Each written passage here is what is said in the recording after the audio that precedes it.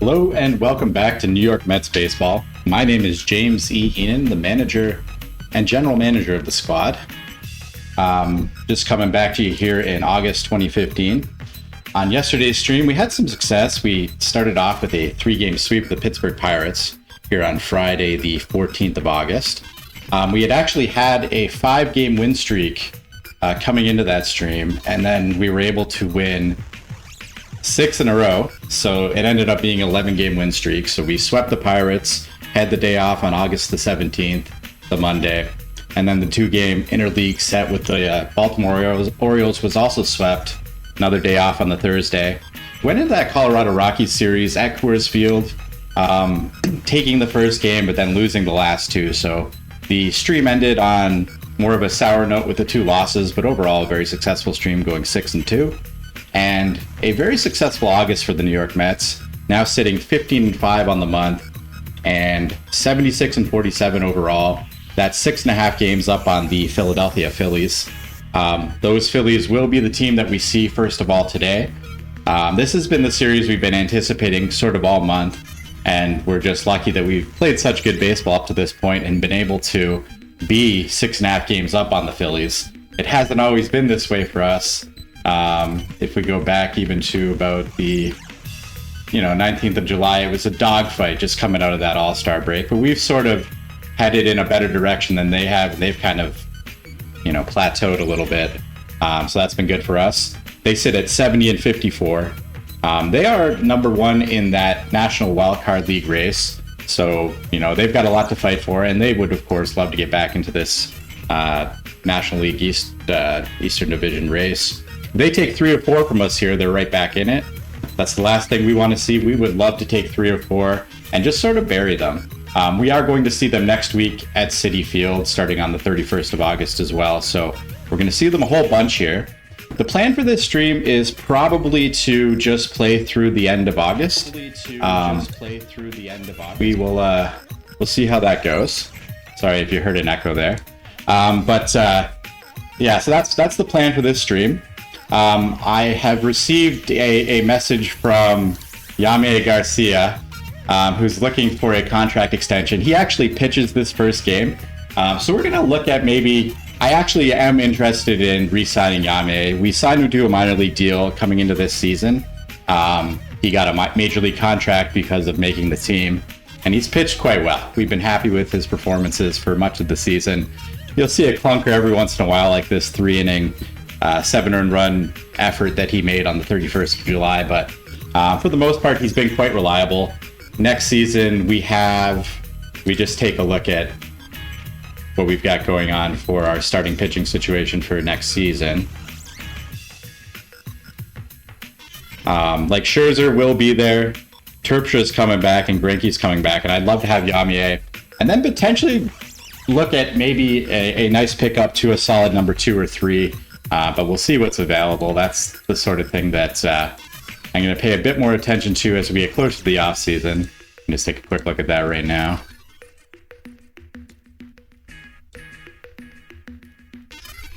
So Alex Stillwell is somebody we will potentially look to sign, but he's probably going to be pretty expensive. But there's a few guys out there. Van Valkenburg we've picked up. We'll see how he goes. We'll see if he is meshing with our clubhouse, and potentially we'll look at signing him. But that's all to come down the stretch. Right now, we're just focused on winning the division. We've only got 39 games left in the season, so we want to win the division. We want to keep up the winning ways of this team. 96 wins in 2012, 99 wins in 2013, down to 93 last year. You can see we've we did win the World Series originally, but we've been having earlier exits each step of the way. So we're trying to get back to winning the championship. Of course, a very difficult thing to do. We're going to start off here with the Phillies. So the Phillies are coming off a loss to the Marlins. Just take a quick look at their schedule. They actually won 2 of 3 from the Marlins, who are the worst team in the National League East. So we're going to see how this goes. They are definitely going to be bringing their best game. They will send out Ivan Mendoza. Ivan Mendoza sits at a 50 on a 20-80 scouting grade.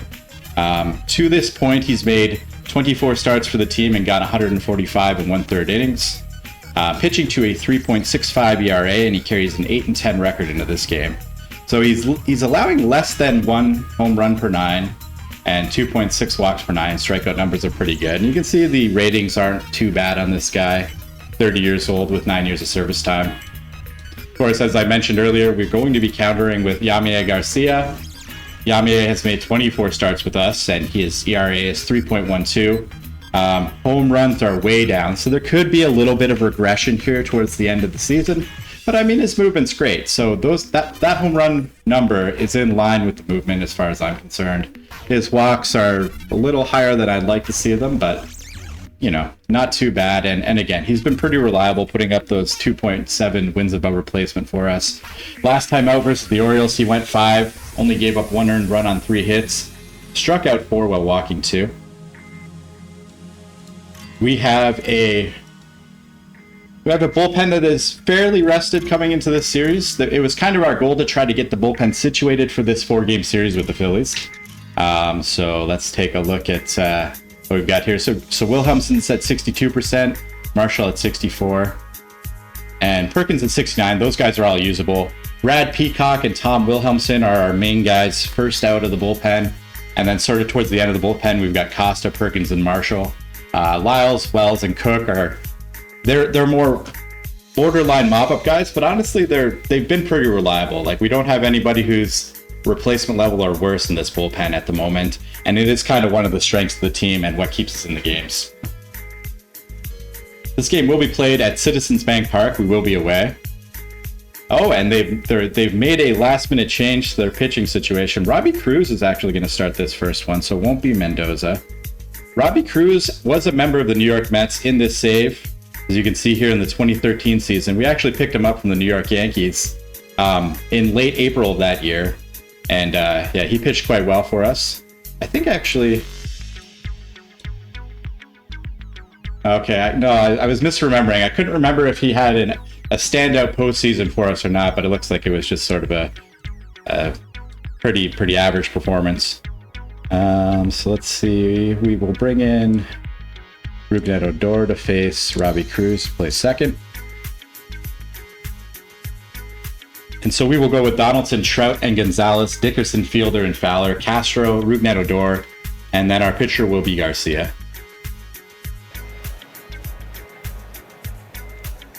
And so Robbie Cruz will be making the first pitch to Josh Donaldson, who has been a little slow as of late. But the performance he's given us over the last month from the leadoff role, we're not quite ready to make a change there. He's going to see a 1-2 to start this one off.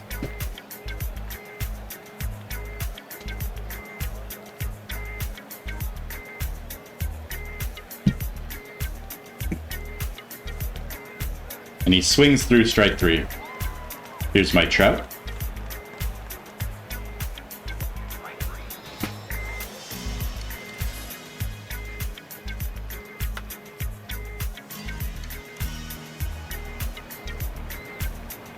Cruz gets us an order to start things off at Citizens Bank Park. Garcia is going to see Eaton, Pollock, and Goldschmidt, Cespedes, Freese, and Hanley Ramirez, Kong, Judd, and Cruz. Yoenis Cespedes is the best hitter on their team. He's got a 914 OPS. Goldschmidt is 930. They're very close. Goldschmidt's got 25 dingers on the year. Definitely got to be careful with him. Cespedes is carrying 31 home runs into the game. So there's a lot of power in the middle of this lineup. So we will definitely have to pitch well.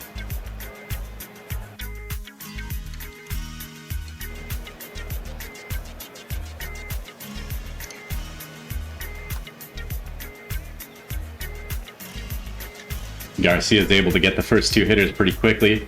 Here's Paul Goldschmidt stepping in, the 1-2. And will be a swing and a miss. The Dickerson, Fielder, and Fowler here in the second.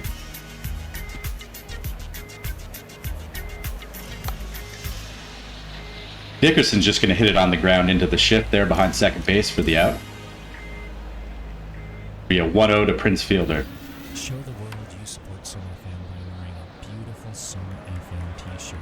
They're high-quality black American apparel t-shirts with red letters. So there you go. If anybody is wondering where the music comes from on this stream, it's Soma FM, somafm.com. I really like the Groove Salad stream, if you ever want to check that out. So get Dexter Fowler on first. Starlin Castro is going to stand in here with 2 outs. It's going to work a full count. Gets a hold of that pitch. Is it going to get over his head? No. So that will be the 3rd out of the 2nd inning. And so Garcia will see Yoenis Cespedes, David Freese, and Hanley Ramirez here in the 2nd.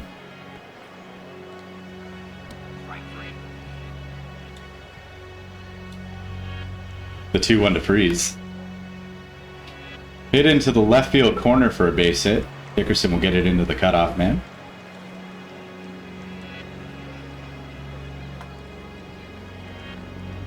Nice play nice play by Castro. The 0-1 to Kong. And Garcia is able to strand the base runner.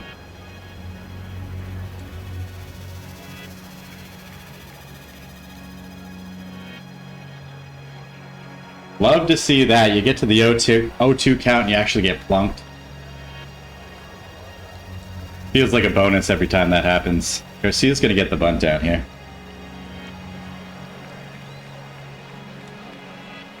Alright, so Josh Donaldson will get a chance to hit with a runner in scoring position. Hits it on the ground. It's going to move Odor over to 3rd. And Mike Trout, cash him in, buddy. Hits it on the ground to the shortstop. Looks like it'll be the 3rd out.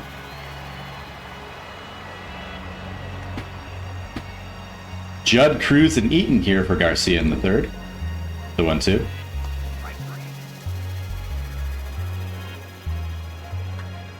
The pitcher gets some wood on it, but it will be tracked down there by Dexter Fowler. The 1-1 to Adam Eaton.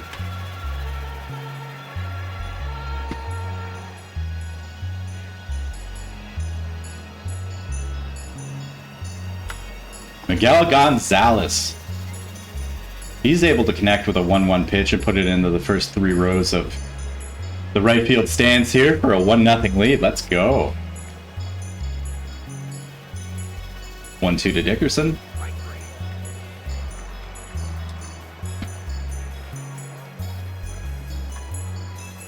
And fielder has a base hit up the middle. For Gonzalez, that was his 25th shot of the year. Brings his OPS up to a solid 900 even. Dexter Fowler stands in.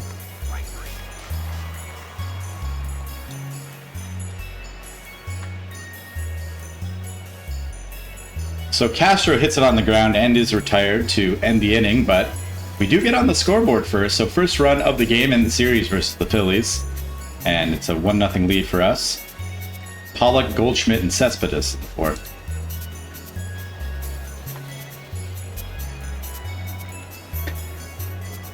Excuse me.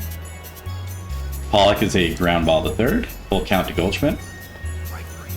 He's down swinging.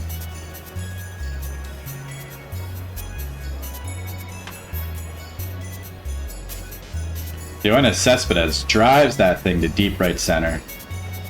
He's in there with a sliding double. So we're going to look for Garcia to bear down here. I'm just going to do a quick line check on him. So we're at 43 pitches. No walks or anything. Freese does have a hit in the game. Swinging first pitch. Oh, and this is probably going to tie the ball game. Wow. It does not tie the ball game. An excellent throw. And so we're out of the inning. Garcia is very lucky, but I don't think we need to take him out of the game just yet. He's only given up those 3 hits.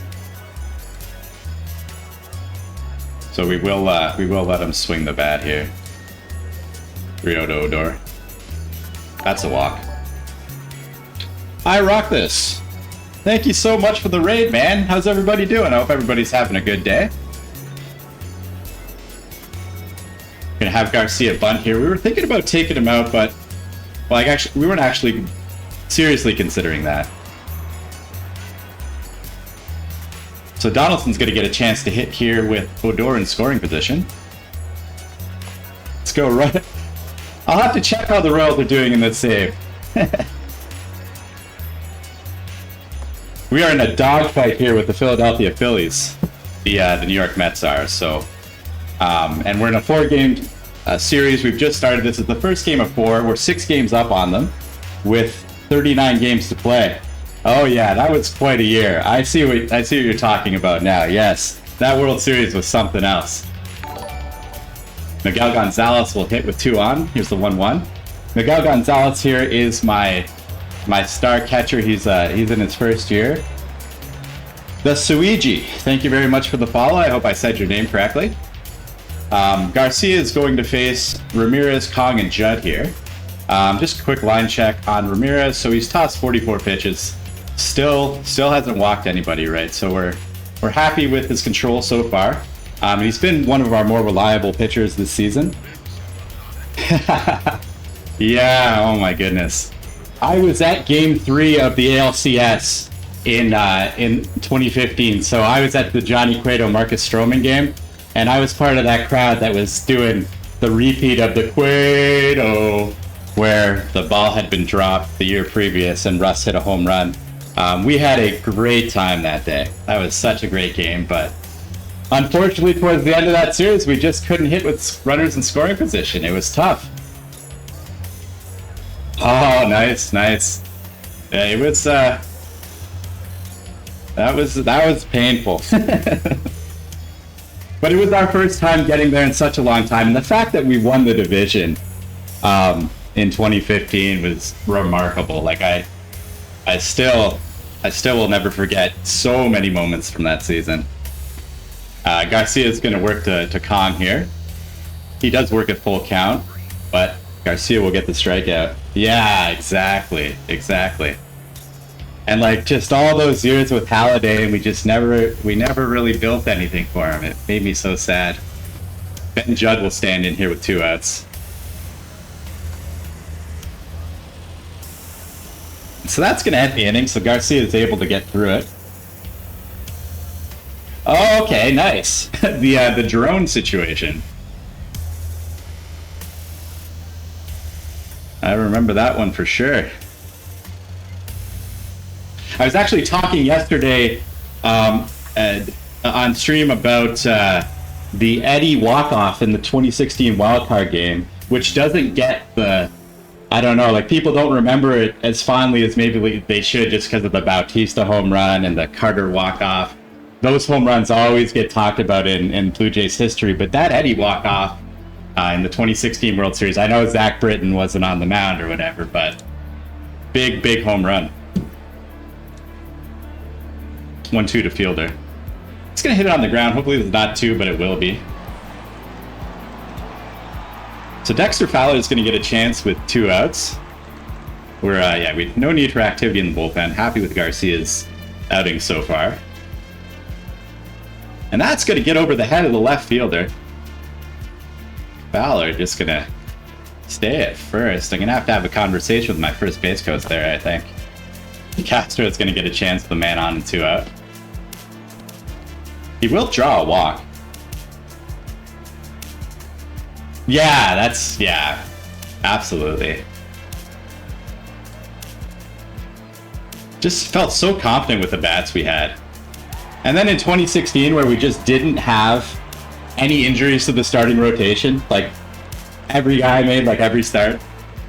Estrada, Dickey, Stroman, Sanchez, and Jay Happ. Like nobody got injured. I think Hutchison came up like a couple of times. You know, like it's just crazy. So Garcia is going to see the pinch hitter Conforto. It'll be Adam Eaton and AJ Pollock here in the 6th. Only tossed 55 pitches, so he's been remarkably efficient so far, and he still hasn't given up a walk or a run. We're going to ride him, especially left on left here. And if we get into a situation, we'll get some activity going in the bullpen. Swinging on a full count offering. Ball hangs up there for Corey Dickerson. 0-1 to Eaton. So that'll be 2 away. Pollock's going to draw a 4-pitch walk, though. So I'm going to start Peacock. Peacock is one of my more reliable guys. Peacock and Tom Wilhelmsen, they usually are guys I can bring in. Even if a starter has gotten into a jam, they're typically able to get out of it. Garcia just gets out of it himself, which is preferable. So 71 pitches.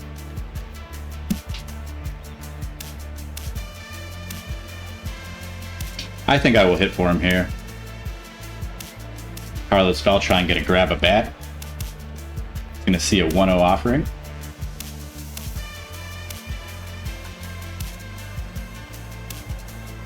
And he's able to make the best of his pinch hitting chance. But he gets on base. JD will hit. Carlos Beltran on first. The 1-2. Hit back to the box. They get the lead runner.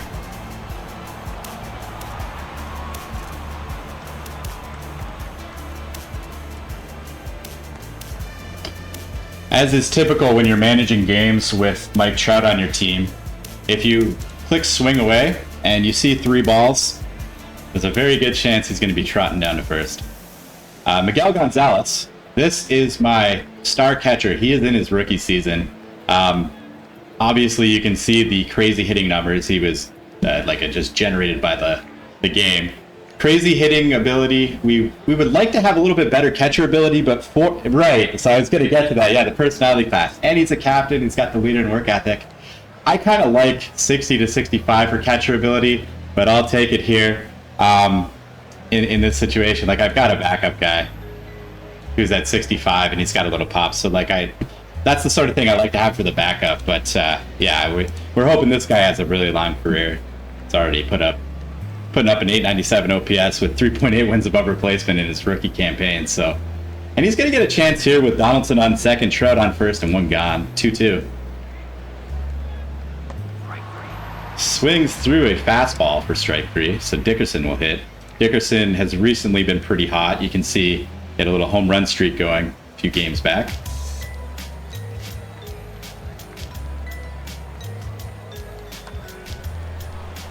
Oh, that one's going to be caught though by the shortstop, so that will end the threat here in the 7th. Brad Peacock will come in. He's going to face Cespedes, Freeze, and Hanley Ramirez, so hopefully he's able to just shut this down, keep the game where it is. As I said, he's usually reliable, but baseball's baseball. You never know when these guys are going to be seeing the ball. And a leadoff walk is worked here by Yoenis Cespedes. 1-2 to Freeze. 2. Let's go. Huge ground ball, 4-6-3 for the double play. 3-2 to Hanley Ramirez. 2 walks in the inning for Brad Peacock. Not exactly the sort of thing that you're looking for. This one gonna hang up? It won't. So we will have to get a little bit of activity. Peacock will get out of it here though with the fly ball. Almost in foul territory in right field, caught by Fowler. So we keep the 1-0 lead.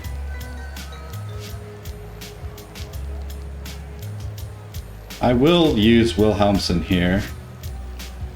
But what I think I'll do is I'll get my closer Costa up after the first hitter, and if we need to do a 4-out save situation, we will. We get some traffic on the base paths. As Fielder flies out to start the 8th inning, Fowler steps in a 3-0. Hopefully he's not swinging 3-0. It always annoys me when they do.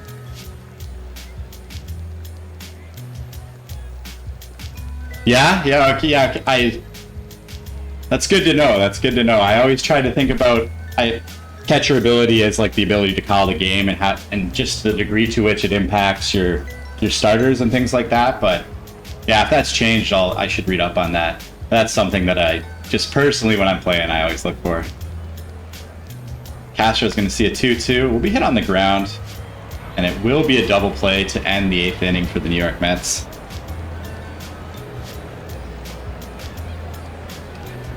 So Tom Wilhelmsen will come in. I'm going to just let him throw to Santana, the pitch hitter, and then I'm going to get Nikolai Costa up just in case. I hate getting into spots where like you get yourself into a jam. Like, so now we've got traffic, and you haven't even started warming up the reliever. It can lead to some bad situations.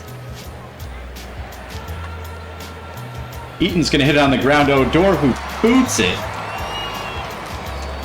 but it will be an infield hit for Adam Eaton.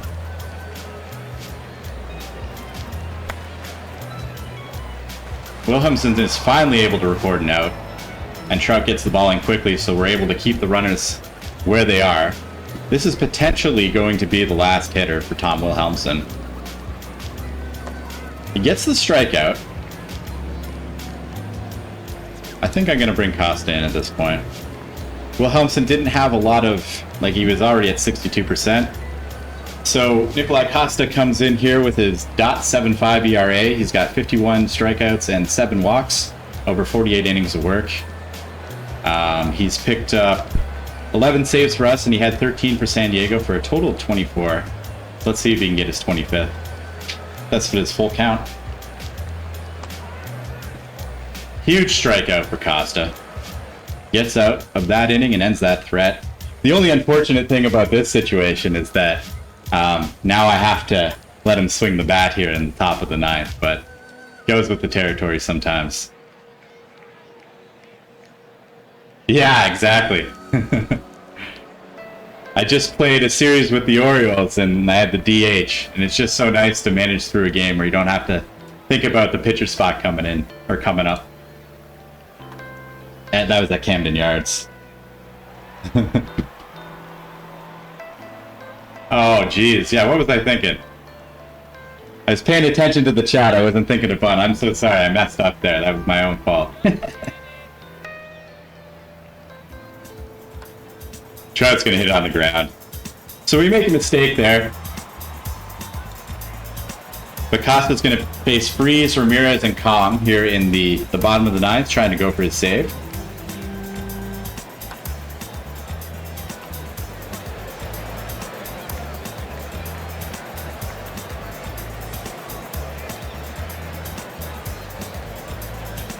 Freeze will get into a scoring position, so Costa's going to have to bear down here. And maybe having him swing instead of bunt will come back to bite us, because we had a chance to get somebody in a scoring position, and they do tie the game. So he does blow the save. That ball's hit in the air. Luckily, we do have some arms for extras.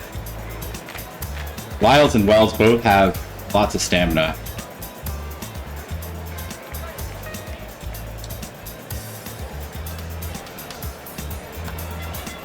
It's going to be hit in the air for the second out by Judd. We'll move the runner over to third, though, so he's really got to bear down now. That winning run is on third base. It'll be Jason Kipnis coming in to pinch hit versus Costa. Left on left situation.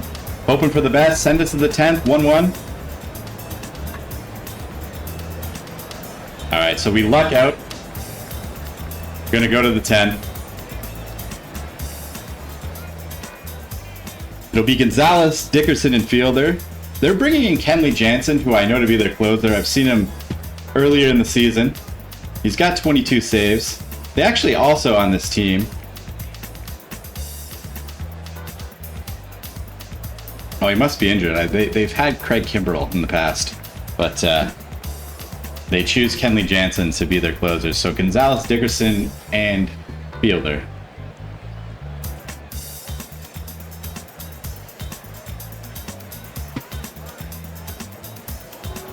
Probably not going to get down the line. 3-1 to Dickerson.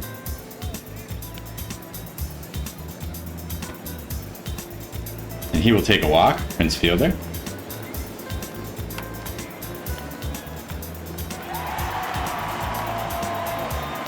But he's lucky it was not a double play.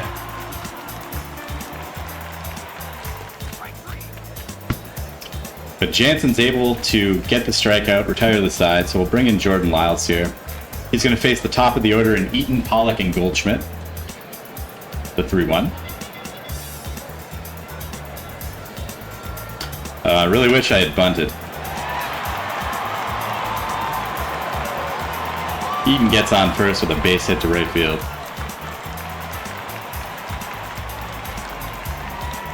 And that one is not going to hang up there, so we'll be first and second. A little bit of trouble for Lyles. Full count to Goldschmidt. That should be playable for Mike Trout and is. Again, they've got the winning run 90 feet away, though. Jordan Lyles needs to bear down here and get a strikeout versus Cespedes or a ground ball to one of his middle infielders. Cespedes will swing on the first pitch. He's going to hit it through. The Phillies are going to take the first game of the 4-game series. It'll be 2-1. A little bit of a managing mistake. Oh, they did. Okay.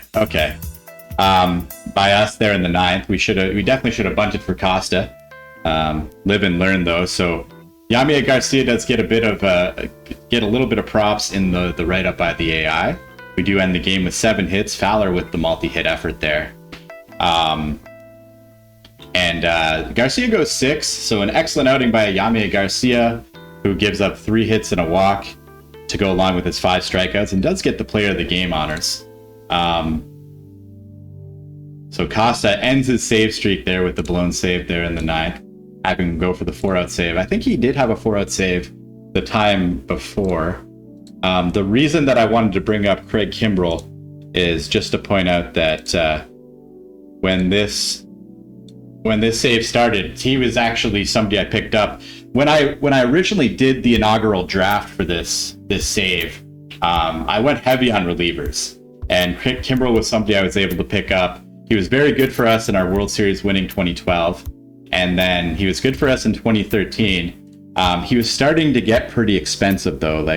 After 2013 in arbitration, he got $16 million, and he was going to get, I believe, $24 million in his final year of arbitration was the estimate. So we traded him to the Brewers for Wainwright and Mendoza, and he ends up signing a 2-year deal with the Phillies there.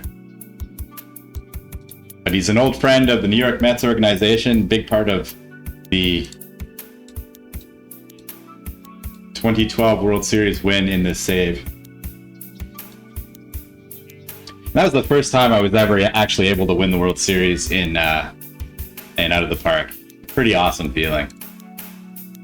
We're going to go to the second game of this series with the Phillies. We've got Vance Van Valkenburg, who's going to toe the mound. Van Valkenburg came over to us from the Cubs right on the trade deadline, July 31st. His first time out was pretty decent. He held it down. He had a clunker his next time out, but the last 2 times have been serviceable. And we did get wins both against the Rockies and then at Baltimore, as I mentioned, in Camden Yards. Just a few games back when we were playing Spinner League Baseball. The Phillies are going to counter with, so I guess it will be Ivan Mendoza today. From the looks of things, they made that last-minute switch in Game 1 to bring in Robbie Cruz. So Mendoza, in his last effort, he went 5, giving up 9 hits and 5 earned runs, 5 strikeouts and a walk. So he's 50 on a 20-80 scouting grade.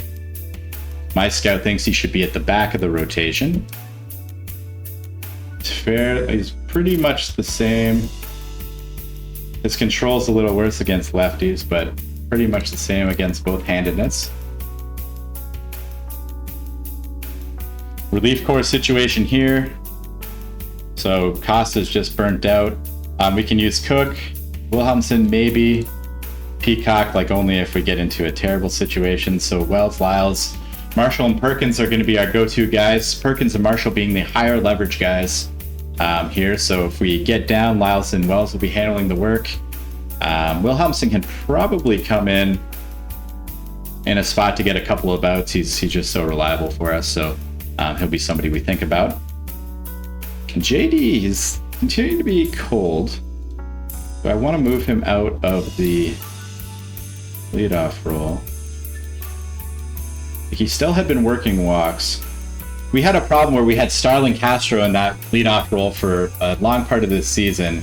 And the reason I put him in the leadoff role originally was because he's in his walk year. And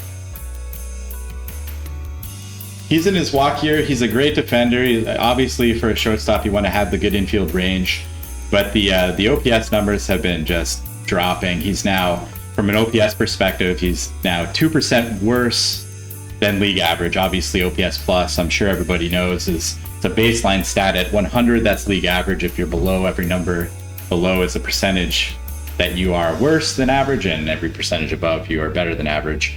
I've got Addison Russell cooking in AAA. He's got great defense.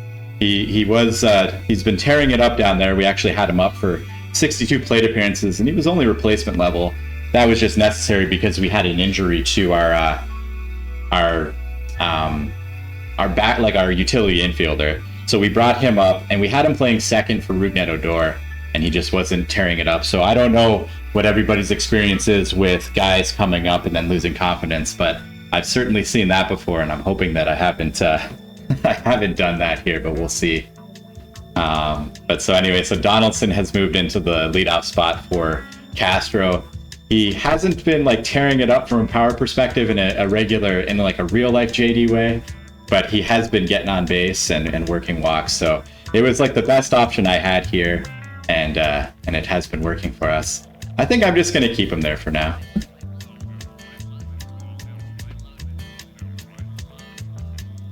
The Phillies will draw 43,404 fans out to Citizens Bank Park. Pretty solid crowd. Makes the Mets envious. We only can fit 42,000 in our crowd. We're averaging about 37,000. We had sellouts in past seasons, but just some trades to some locally popular players have sort of brought our numbers down. If you can see our attendance here, it's gotten really good here for the stretch run, but we had some difficulty drawing the fans in earlier in the season. I typically like to just build my lineups before the game. We're going to give Beltran a chance today, and I'm actually going to put him in the 5-hole just to break up the lefty-lefty situation. And then that means Dexter Fowler will sit. Rugi will just stay in the 9-hole.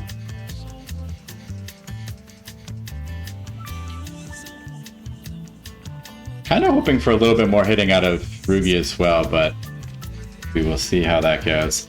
Vance Van Valkenburg will take the mound. As we talked about before, his very last time out was a 6-inning effort versus the Orioles, where he gave up 1 run on 3 hits, 5 strikeouts and a walk. Let's get this one underway at Citizens Bank Park. So Donaldson, Trout, and Gonzalez to start things off for us, and Ivan Mendoza will toss the first pitch. He's going to have an 0-2 count versus Donaldson.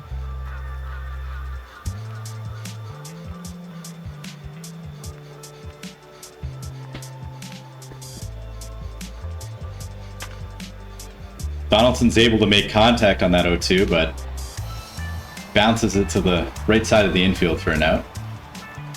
Trout stands in, swinging first pitch. Little pop-up over to the first baseman. Quickly 2 away.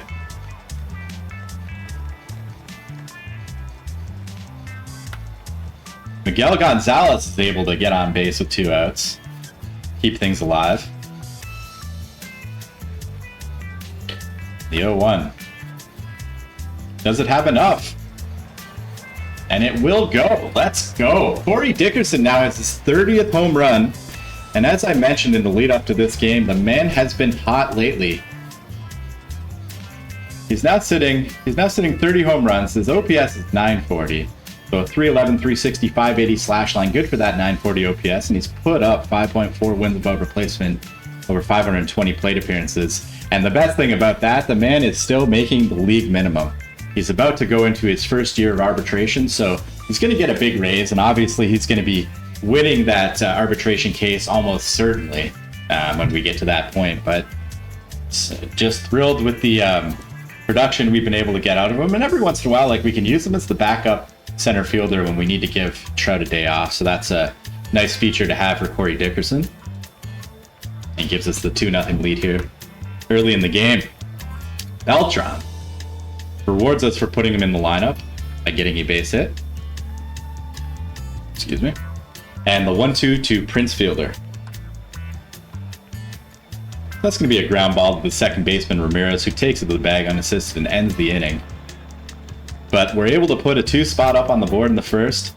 Love scoring early, one of my favorite things. Vance Van Valkenburg's going to see Yoenis Cespedes, Michael Conforto, and Adam Eaton to start things off. Following that, it'll be Ramirez, Freese, and Santana, Kong, Judd, and Ivan Mendoza. in the pitcher spot today for the Philadelphia Phillies.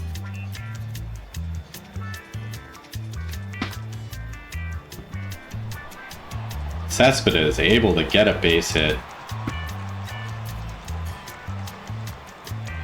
So Van Valkenburg's got a 1-2. He's able to get his first strikeout against Michael Conforto. Adam Eaton stands in. Eaton's going to drive that ball to the gap, off the wall in left center field, picked up by Trout, tossed to the cutoff man. And Cespedes is able to score a run, so that will cut the lead in half. With one gone, there's Adam Eaton standing on second base for Hanley Ramirez. Van Valkenburg again is behind in the count. So it'll be just a roller over to fielder, though, for the second out, moving Adam Eaton to third base. Van Valkenburg pitches and gets out of the inning, stranding the tying run 90 feet away. So the Phillies are able to get on the board as well in the first. We're hoping that our guy can settle down from here. It's going to be at the bottom of the order: Castro, Odor, and Van Valkenburg. Starlin Castro. And that's the other thing too. He's improved a little bit, like moving him down the order. Having Castro deep in the lineup has been big for us. So the 40 and the 35 seems like a good place to run him. He'll get himself into scoring position. He gets the stolen base. Odor with a line shot, but it's not able to drop in there and will be caught by Cespedes. So Van Valkenburg will try to get the bunt down and move the runner over to third here. He is successful in doing so. And JD is going to try to cash him in. 3-1. It's going to be on the ground at third base. Will not be successful in cashing him in, unfortunately. The score stays where it is, 2-1. As we head to the bottom of the second, and it's Carlos Santana, Kong, and Judd to face Van Valkenburg. 2-2. That's a fly ball to center, but it's going to hang up there from Mike Trout.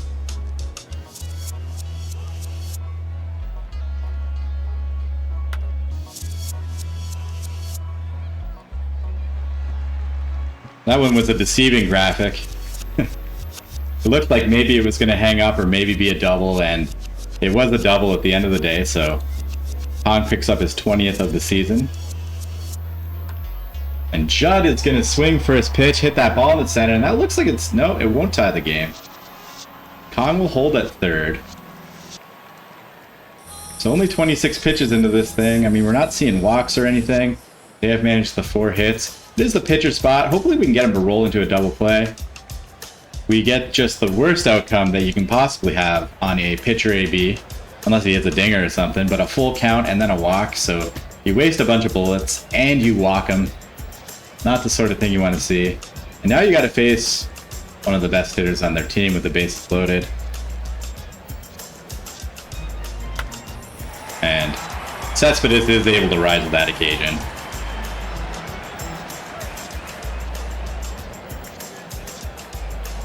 So 2 runs scored there on the Cespedes single. Will be a 1-2 to Conforto.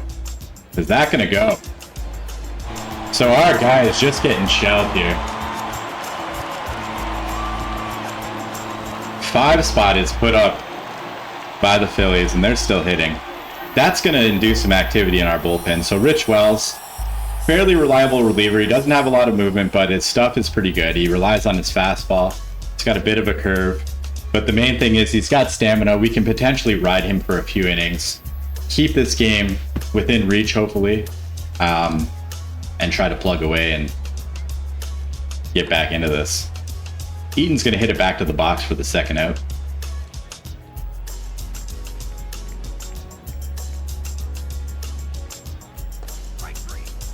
And he will get a strikeout to end the inning here. So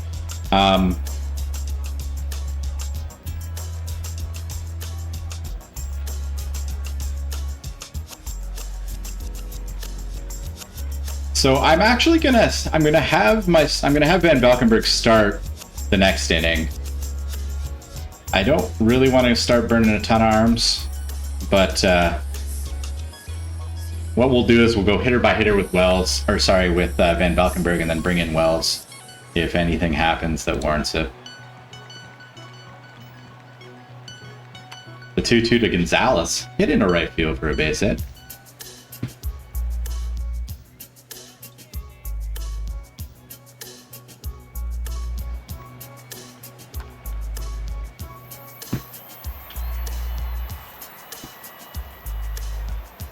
Oh, and Kong is going to get injured, so they will have a defensive replacement for Kong. Aaron Kosher here. Kosher. Dickerson on first for Beltran, 2 gone. Tried to check its swing, but was not able to. So we'll have Wells up and running. Or up tossing a baseball around anyway. First pitch swinging. Van Valkenburg is able to get the first out of the third inning as David Freese grounds out to Josh Donaldson. Full count to Carlos Santana. That's hit on the ground as well. Played by Odor. Over to Fielder for the second out of the inning. I mean, if he can give us the third here, we're feeling good about that. And maybe he can settle down a bit. If his spot comes up here, I think we hit for him. We just bring Wells in. Because we will be back at the top of the lineup soon enough. Obviously, we don't want him seeing Cespedes again. That's not a recipe for success at this point. Fielder stands in the 1-1.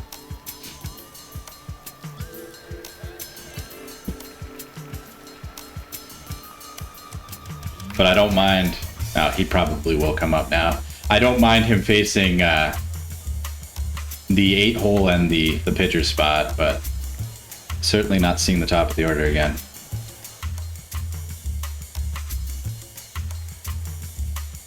So Odor will bat here. Ball's going to hang up for the center fielder, Cespedes. Gonna let Matt Davidson grab a bat.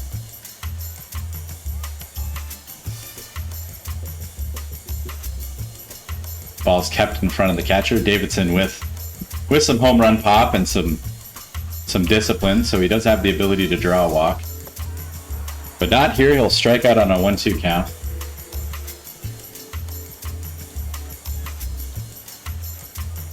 And this will bring in Rich Wells. Rich Wells has pitched 55 2/3 innings, giving up 52 hits and 17 earned runs to a 2.75 ERA, 57 strikeouts, 21 walks. So he's, like I said, he's been pretty reliable for the most part. He does have that ability to give us multi-inning efforts when we need it. And as I talk about his reliability, he tosses a hanger on a 1-2 count over the plate. I think you're supposed to bounce that pitch. Actually, the 100-mile-per-hour fastball. So he must have just caught the heart of the plate.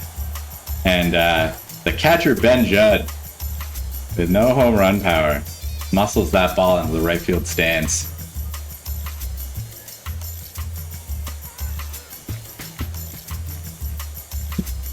He is able to get their pitcher. Here's Cespedes, the 1-0. And he continues his strong day.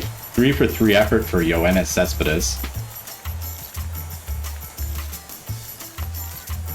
Gets Conforto. But Cespedes is able to swipe second base.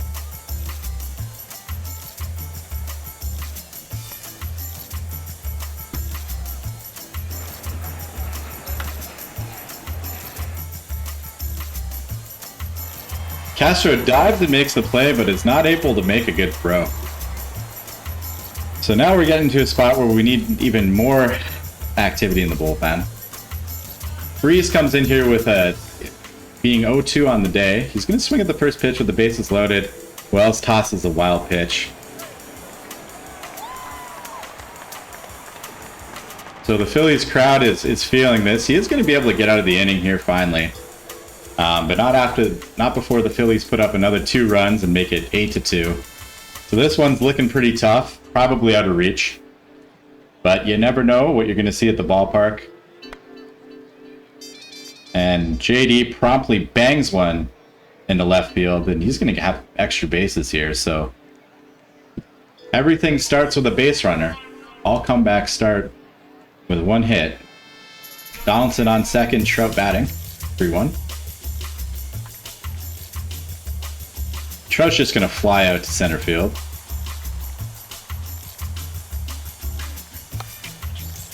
Gonzalez hits it on the ground, and he's gonna reach on an error. Donaldson's gonna move up to third. Gonzalez will be standing on second. So now it will be 2 runners in scoring position for hot hitting Corey Dickerson, who does have a home run on this day. Full count. Hits it up the middle. That will score at least Donaldson. So we're in business to some degree here. Gonzalez on third, Dickerson on first, Carlos Beltran the hitter with a 2-2 pitch coming. He will swing through that. Fielder the full count. And he hits it on the ground to end the threat. So we get one back. It's a 5-run game. 8-3 Phillies. Wells is going to come out here. Jordan Lyles will come in. He's gone 40 1/3 innings for us this season, pitching to a 2.23 RA. He'll face Santana, Kosher, and the home run hitting on the day, Ben Judd. Lyles. He hit Santana after Santana is able to work a full count. Not the most well-pitched game that we've ever seen to this point, as Ben Judd will stand in with 1 out. He's going to see a 1-1 pitch. He continues a strong day at the plate with a base hit to center field. Ivan Mendoza, they're just running with still. He's on 91 pitches, but they plan on having him out there for the 6th. Lyles falls behind on him and allows a hit to the pitcher. So as I said, the pitching staff just not able to execute today. Mendoza going to pick up an RBI. We may get into a situation where we've got a position player pitching at some point in this one. And this is really underscoring the fact that it was very important to play really strong baseball coming into this series with the Phillies. We swept a 3-game series against the Pirates last weekend. We won 2 against the Baltimore Orioles in midweek. We lost 2 out of 3 of the Rockies coming into this, but we were 6-2, and we actually had an 11-game winning streak before those 2 losses to the Colorado Rockies. That put us 6 games up on the Phillies. So obviously going into this one, after losing yesterday, we're 5 up. Likely we'll be 4 up, and we need to turn things around tomorrow and the Thursday before the Thursday game as well. Get back to 6 up. Lyles walks. This is terrible. So Conforto's going to draw a walk. Lyles also not pitching well.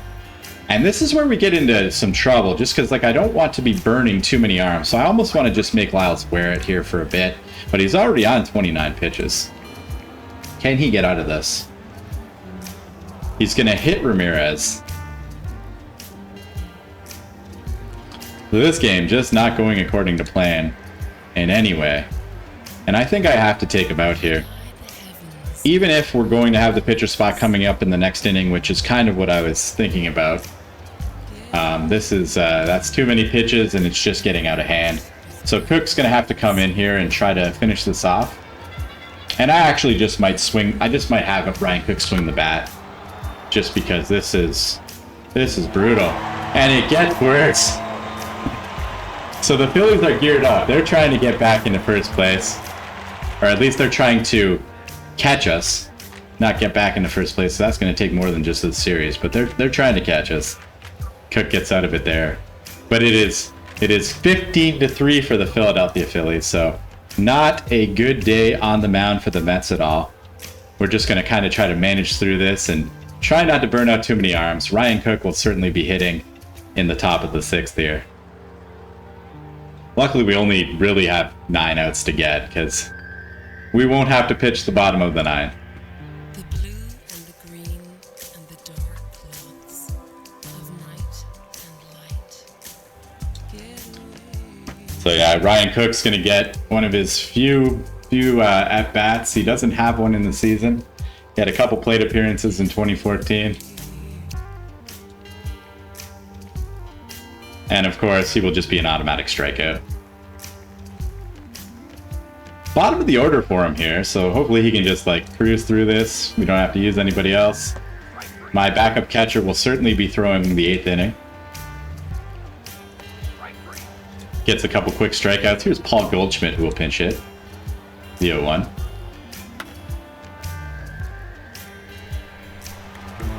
Goldschmidt's gonna get a blast.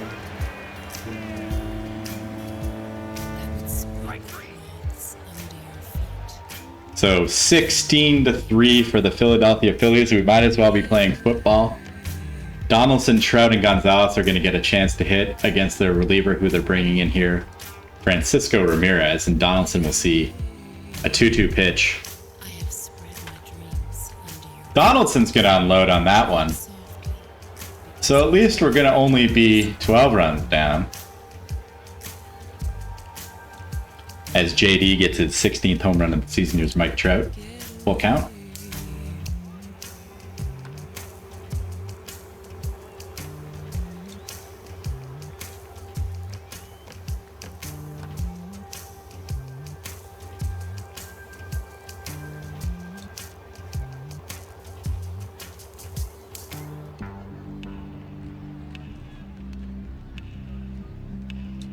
I think I will give Sean Marshall the 8th, and then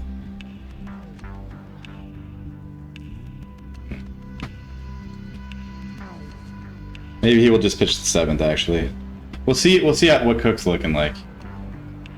I honestly don't want to go start burning too many guys here, and I don't care if I tire Cook all the way out.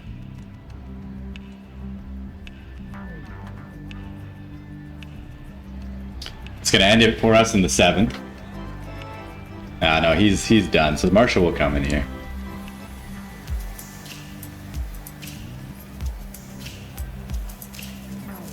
The Phillies have it in cruise control, says the AI.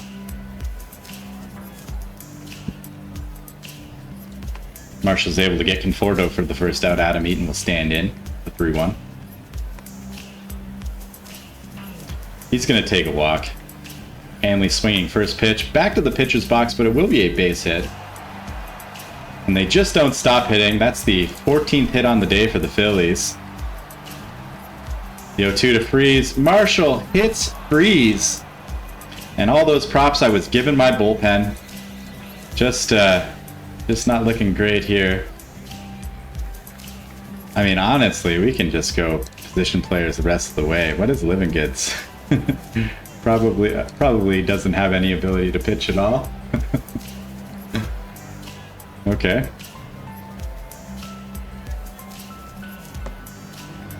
Man.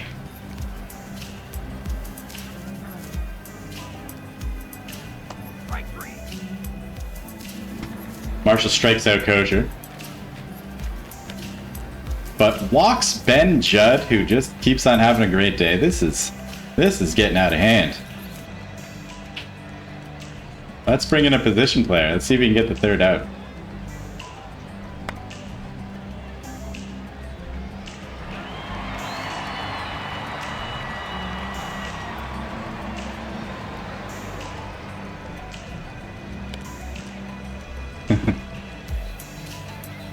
He's just tossing him in there.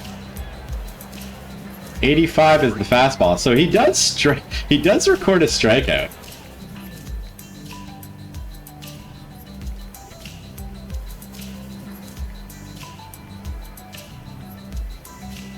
But we don't want to use the bullpen. We got 2 important baseball games coming up, especially after they've beaten us twice in a row.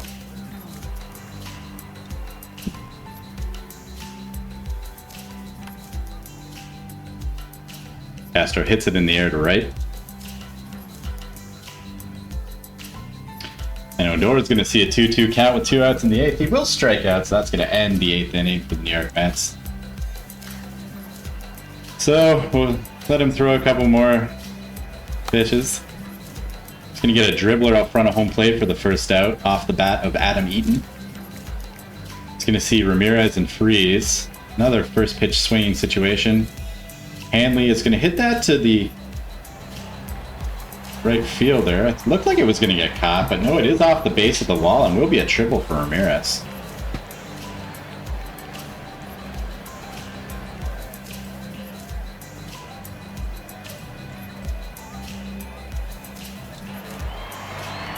Got excited for a second. He had the 1-2. I thought maybe Freeze was gonna swing and miss or something. This time, the ball will hang up for Beltran. But it will score Hanley Ramirez for the 21st run of the day for the Phillies. As Shumaki comes home, and he gets another strikeout. So he's got to be feeling good about himself. Picks up a pair of strikeouts in this effort. And we might as well just let him have an AB. Why not? And so what a day for the backup catcher. He gets a chance to pitch. He fulfills his childhood dream of taking the mound in a major league game. Records 2 strikeouts. And then gets an AB in the 9th and hits a solo home run. All in a 21-5 losing effort, but you gotta celebrate the individual accomplishments every once in a while.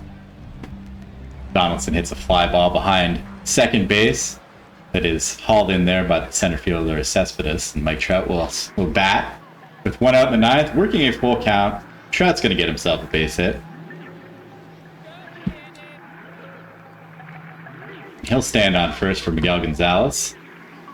Going to be a line shot to the third baseman to end that inning, to end that AB.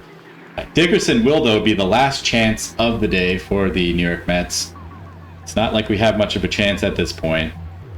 Hits it to the second baseman. He takes it to second unassisted. So that's going to be the first 2 games taken care of by the Phillies here.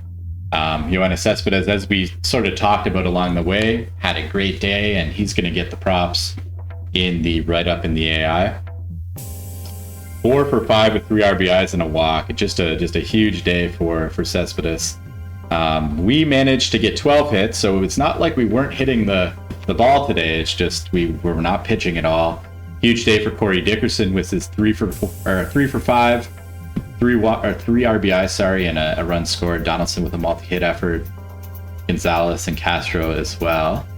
Van Valkenburg does not go deep for us though, right? He got shelled. Wells came in, he couldn't handle it. Lyles came in, he was worse. Cook, he just carried the story that everybody else was telling. And Marshall, again, was terrible. So nobody in the bullpen and our starter was any good today. And that's what you will get, or that's where you will get 21 runs scored against you when just nobody is effective at all. Really, really tough day. Glad it wasn't at our home ballpark. Yoenis Cespedes will get the player of the game honors there. So that will take the Phillies to 4.5 games. 4.5 games behind us in the National League Eastern Division. They're sitting 4 games ahead of the Rockies for the wild card still.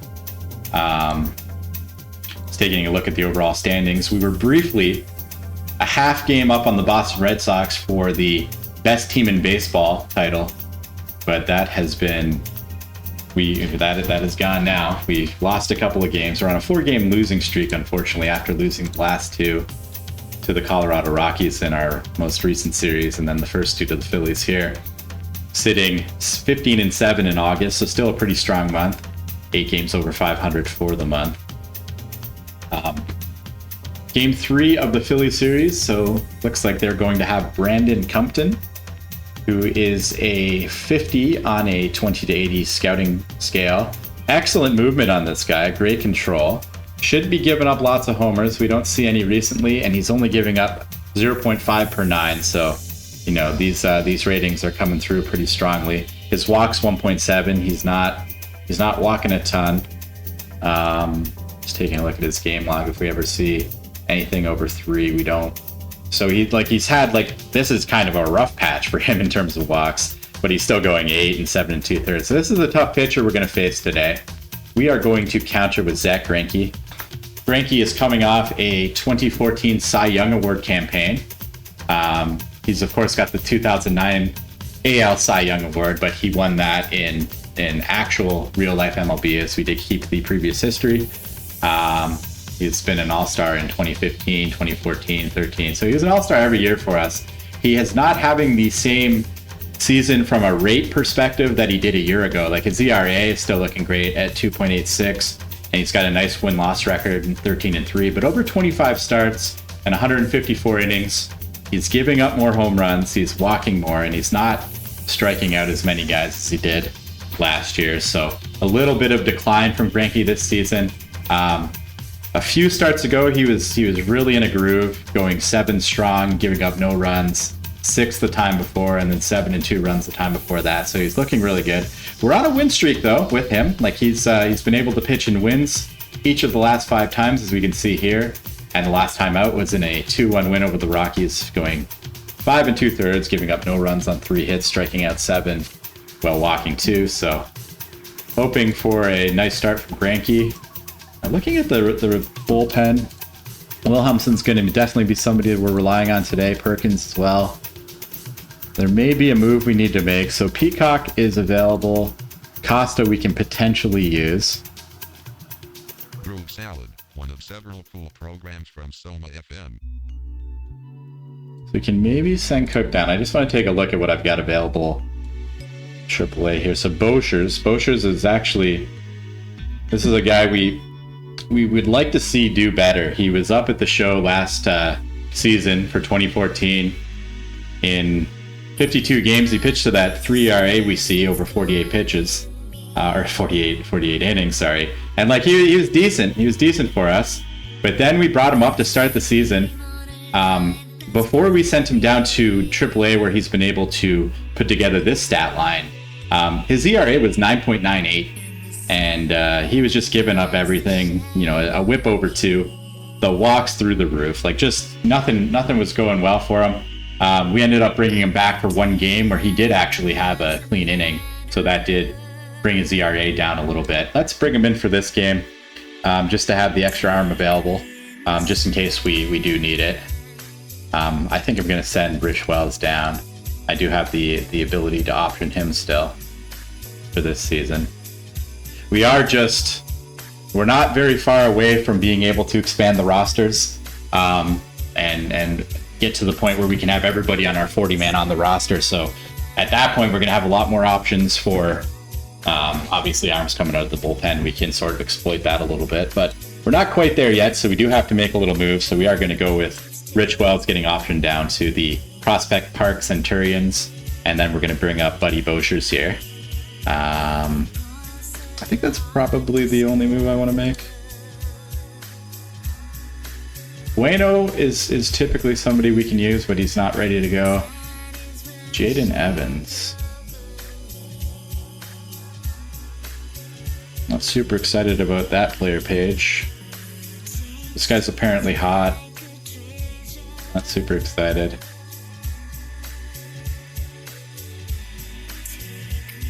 Just going to make sure we bring Wells right back up after this game. We don't want him to be...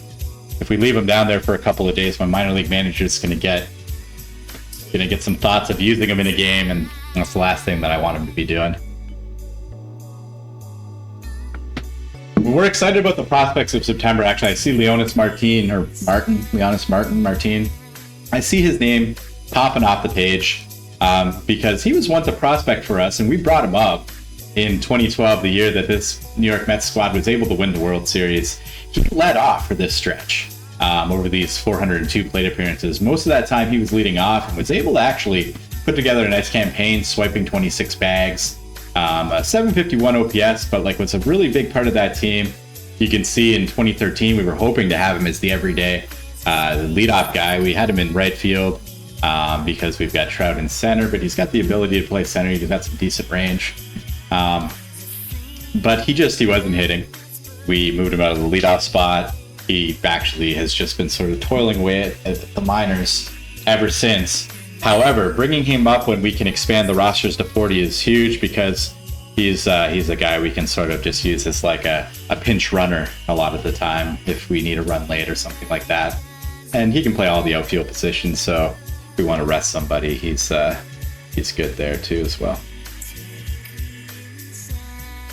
So now we've got a fully rested or a mostly rested Wilhelmsen, Perkins, and then we move Buddy Boschers up to the big club here. So he's gonna be 89% rested. So hopefully he can show us something. Obviously been having that AAA success. So let's see if that translates over to the show, as it hadn't earlier in the year, but hopefully it does now.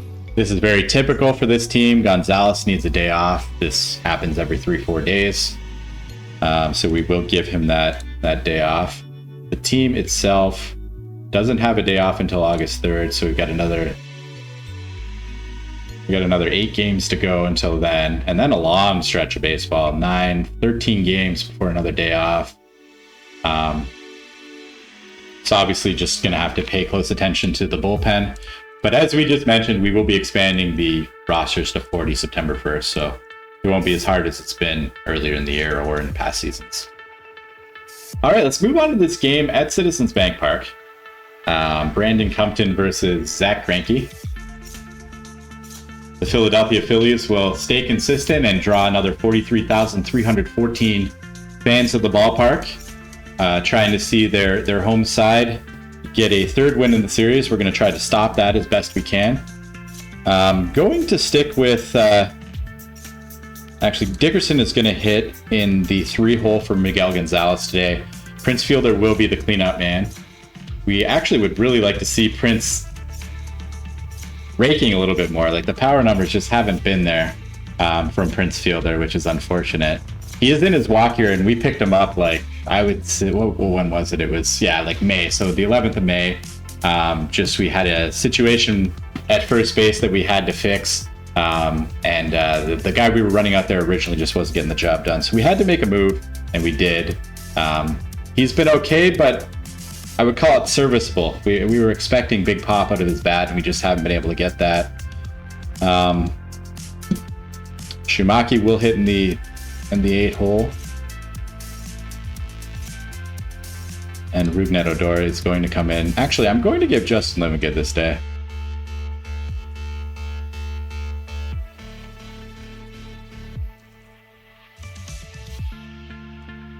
No, I'm going to wait till tomorrow for Lemongood. So we will send out Donaldson, Trout, and Dickerson, Fielder, Castro, Dexter Fowler, Rougned Odor, and then Jim Shumaki, our backup catcher. And they will send out Brandon Compton, who, as we saw, he's been a pretty tough starter. So we're hoping to swing the bats pretty well today. Donaldson will lead it off. And he's going to swing at the very first offering from Brandon Compton here.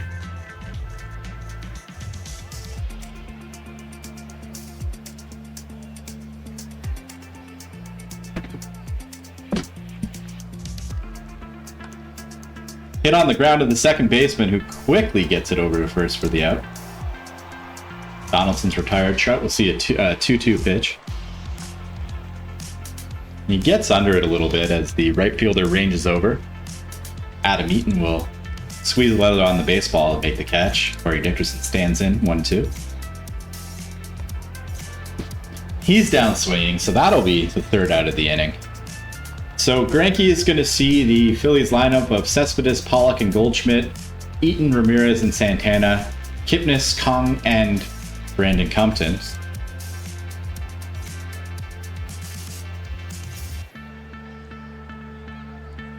Cespedes swinging first pitch. It's going to be an infield single. So Cespedes, who is hot, continues to be hot. 0-2 to AJ Pollock. I think he's got his... Greinke's got his first strikeout, and here's Paul Goldschmidt, 3-1.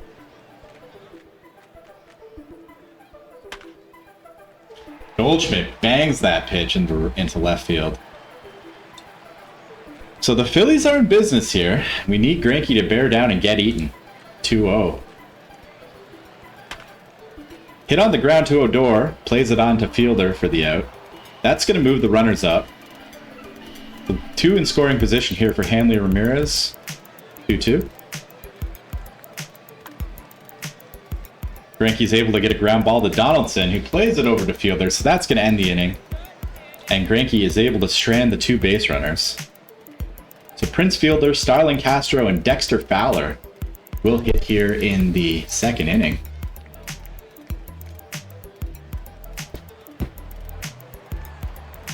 And as we said, Prince Fielder, we would just like to see him be a little bit more effective for us at the plate. We were looking to make a deal for a second baseman, like somebody with a little bit of pop in their base, a little bit of pop in their bat. Sorry, to finish, like to go for the stretch run. The reason I didn't make the move was because I couldn't find a guy who's going to take the pieces out of my minor league system that I wanted to move. There was Jake Lamb, Jake Lamb's the guy we drafted a year ago, who's doing well at AAA. There's some interest in him, and then there's a couple of starting pitchers that are way down my depth chart in the minors in like A and rookie ball they've got potential, and I was looking to move them, but I couldn't work out a deal for the pieces that I was interested in moving. And the other factor in that decision was I want Rougned Odor to be the everyday second baseman for the 2016 season with Addison Russell at short. And I feel as though, like, if I just let Odor play for the stretch run, hopefully that's going to help his confidence. And maybe he can have a little bit better of a season next season, but we will see how that turns out. So Fowler strikes out. Here's the aforementioned Rougned Odor. He's going to see a 1-2. And he's going to unload on that pitch. So all you got to do is talk about how you want to see this guy get hot, see this guy get some playing time, and be the starting everyday guy in the next season. And he's going to respond and give you a 2-run home run. So let's go. 2-0 for the Mets. Shumaki stands in the 2-1. And he's going to go back-to-back with Root. No, he's not. No, he's not. Unlike those announcers who call the shots prematurely. Shumaki hits it just for the warning track in right field, and it's taken down for the third out. Zach Greinke will see Carlos Santana, Jason Kipnis, and Young-Ho Kong, if I'm saying his name correctly. Strikeout there for Jason Kipnis. That one's hit on the ground to Castro, but the throw is not handled by Prince Fielder. So Castro will record an error. Castro making his 13th error on the year, but we keep him there because of the range. The standard story that you always hear about shortstops is the guys with the range, well, they're going to make more errors than the guys who have a little bit less range, because they can get to those baseballs. The guys with less range, they don't get the opportunities to make those errors because they just don't get to those baseballs. Hit in the air by the pitcher, will be caught by Trout. Let's see if he can get it in and prevent the runners from advancing. He's able to do so. So Yoenis Cespedes is going to bat here in the bottom of the second with Kipnis on second, Kong on first, and 2 gone. 0-1. Cespedes continues to torture these New York Mets. He just destroys that baseball. And it is 3-2, so Greinke is not able to get Cespedes there. He gives up a 3-run bomb. So the Phillies take the lead. So this series is turning out to be more difficult than we were anticipating, especially with the good baseball we played coming into it. Greinke gets out of the inning there by striking out AJ Pollock. And so it will be Greinke, Donaldson, and Mike Trout here in the top of the third inning. Should have done the line check there before having Greinke hit, but I knew I was going to be keeping him in. He's just only got 2 so far. Hasn't walked anybody. Of course, that home run is going to loom large for a bit. We're going to need to get some base runners and some opportunities for scoring put together here in the next couple of innings. Mike Trout will hit with 2 outs here, the 3-1. Trout trots down to first. So Dickerson, he of the recent hot streak, will stand in with Trout on first, swinging first pitch, but he's just going to hit it into the second baseman's waiting hands, who will play it over to first for the third out of the inning. Fielder Castro and Goldschmidt, Eaton, and Ramirez here will face Zach Greinke in the bottom of the third. Jero Nullet, thank you very much for the follow. I appreciate it. Hope you're having a good day. The count is worked full and hit in the air by Paul Goldschmidt to our right fielder. And that's brought in there by Dexter Fowler for the first out of the inning. Adam Eaton's going to work a full count. And he will work a walk. So Eaton's going to stand on first base. Greinke's going to work to Hanley Ramirez with a runner on. Going to start to think about activity in the bullpen, but we don't have a deep bullpen today, so we don't want to start that early. Fortunately, not able to get the double play on that slow roller to Rougned Odor there. Hanley Ramirez is going to reach on the fielder's choice. Carlos Santana will stand in and see a full count offering from Zach Greinke. and another walk from Greinke. So this is not looking great. As I just mentioned, I'm not excited about getting the bullpen going. We've moved Rich Wells down to AAA to make room for Buddy Boshers to be here. I mentioned that only because Rich Wells has great stamina. The other guy who has the stamina in this bullpen, Peacock, and then Jordan Lyles. So these are guys who like aren't fully rested today. So we're kind of like hoping that Greinke is going to give us some length. But now he's issuing some walks, and he's on 63 pitches, and we're in the third. See if he can get through Kipnis 1-0. So luckily he just throws 2 pitches to Kipnis and gets out of that. So that's kind of exactly what we were looking for. We're going to head to the 4th inning down a run. I would just like to keep Zach going. He's got the bottom 2 hitters of the order, and then he's going to see Cespedes again. Of course, Cespedes has 2 hits. I think I'm just going to have him pitch to Cespedes, but we'll try to pitch around him if it is a possibility at that time. Fielder with a grounder to first. So Castro and Fowler are going to round out the inning here. Castro is going to hit it back to the pitcher's box. And that's the 2nd out of the inning. The 1-2 to Dexter Fowler. So Brandon Compton's able to put up a 0 in the 4th. Yeah, no one's getting up yet.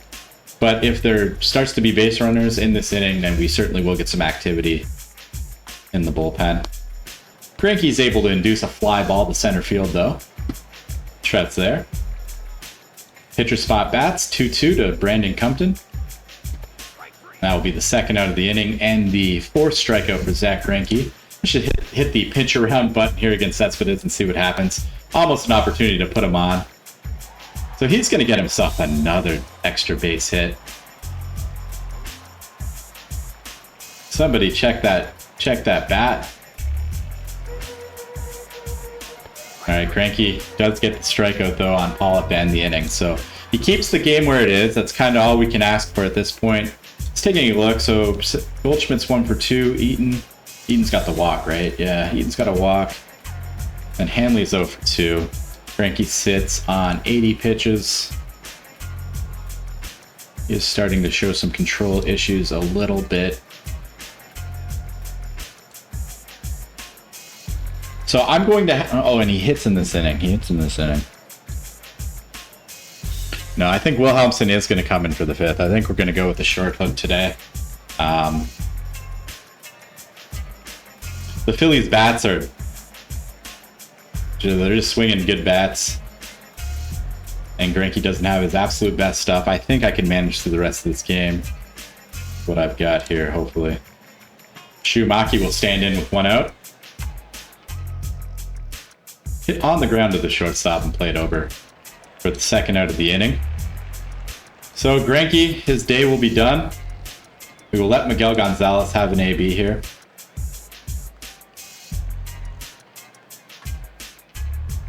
He's not able to do anything with that, though, swinging first pitch, and is retired for the 3rd out. Todd Wilhelmsen will come on into the ball game, facing Goldschmidt, Eaton, and Ramirez. The 2-2 to Paul Goldschmidt. It's going to be hit in the air to Mike Trout. All right, so Tom Wilhelmsen will face Adam Eaton here, the 1-0. Eaton gets a hold of that baseball. Should be a double, and it will be.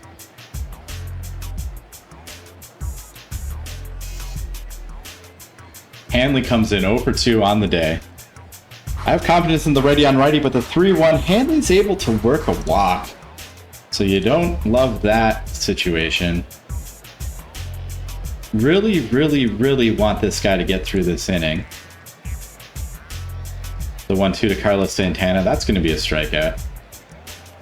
And then Jason Kipnis gets a chance, 2-2. Oh. Kipnis will get a single to left field. And that's going to score another run. So the Phillies' advanced scouting has been able to find some holes in our pitching staff so far this this series, unfortunately. There's no really keeping Wilhelmsen going. I think I'm just going to have Brad Peacock pitch the next inning, as Josh Donaldson will lead off the 6th. He goes down. Trout's going to see a similar 1-2 offering, and he goes down swinging. Brandon Compton quietly has 6 strikeouts through 5 2/3 innings here against us. And he's going to see Corey Dickerson. Dickerson will not be a strikeout victim. He's going to swing it at 2-0. He's going to get a base hit to left. So, I mean, we are down, but the tying run will come to the plate here in the top of the 6th inning. And if anybody's due for a long ball, it's Prince Fielder. Full count. Did I call that? Well, the trouble there is that I wanted the offense. Like, I feel like I can get through with the relievers, but there's certainly an argument to be made to try to get him through 5. Absolutely. I just sometimes I lean towards just trying to get a bat in there. Like, if Gonzalez was able to get on base or something, turn the lineup over, then maybe JD can try for the 2-run shot. But yeah, no, there's certainly an argument because some of these guys are obviously pretty fatigued. When you get down to like in the 50s for fatigue, it is kind of hit or miss. I tend to rely on Peacock a lot. But now we're tied. They're going to the bottom. I think I actually am still going to stick with Peacock. But no, yeah, it's certainly an argument to be made there for sure. Castro, Fowler, and Castro is going to come up here with 2 outs. But a huge home run by Prince Fielder. Love to see that. So Castro is going to be on second. 50 hold, 50 run. I don't really want him to run into the out run into the 3rd out on the base paths here, so I'll just let Dexter Fowler sort of swing the bat with him on first, and he will strike out. So that's going to be that.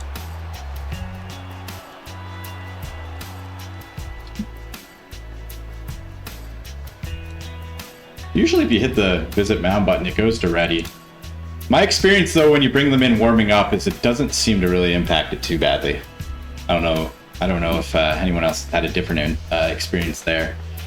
So Brandon Compton staying in the game here. He's thrown 86 pitches and he has gotten 6 innings, but they're gonna keep riding him. And then it will be Cespedes and Pollock. Brandon Peacock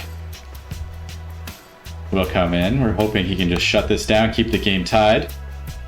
Gets the pitcher as Donaldson plays it on to first. Brad Peacock, the 1-0 to Yoenis Cespedes. And, well, Cespedes just continues to hammer us. So Peacock not able to contain Yoenis Cespedes, and that ball flies out of the ballpark. I don't really trust Boschers in a close game. He walks Pollock.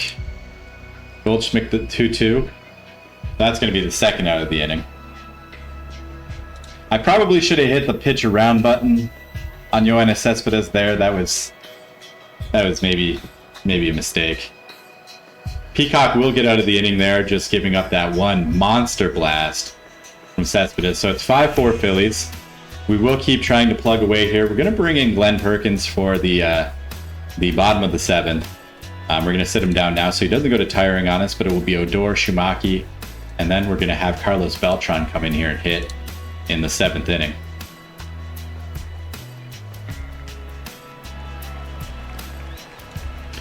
Odor is just an out, grounding out to the first baseman. Here's Shumaki. Does have some pop. And he hits that ball just onto the warning track. The catcher plugging along. He may not be fast, but he hit that ball into a nice spot, and he's able to get himself a triple. That's going to bring the tying run 90 feet away. Carlos Beltran's going to get a chance to hit against the starter, who's now... He's on 91 pitches at this point. And Beltran's going to get a chance to try to cash in Shumaki with the infield in. He gets a hold of that baseball, and it's going to be caught. Shumaki will be scoring from third, tagging up. That's going to tie the ball game. So a job well done by the pinch hitter Carlos Beltran there. And Josh Donaldson will stand in with 2 outs. Donaldson gets a nice swing on the ball. That's going to go to deep center field, but be hauled in there by AJ Pollock.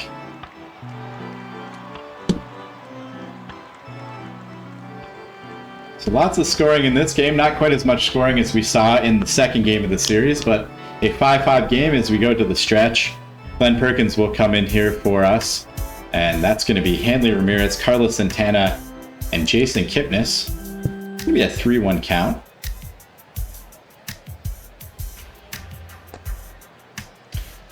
But it's off the plate for ball 4, so the leadoff hitter Ramirez gets on. Santana's going to see a 1-2, so hopefully Perkins can start to get back into this inning. And he does, recording his 50th strikeout. 50 strikeouts and only 12 walks. So a pretty good control guy for us. David Freese, the 1-0. On the ground to Odor.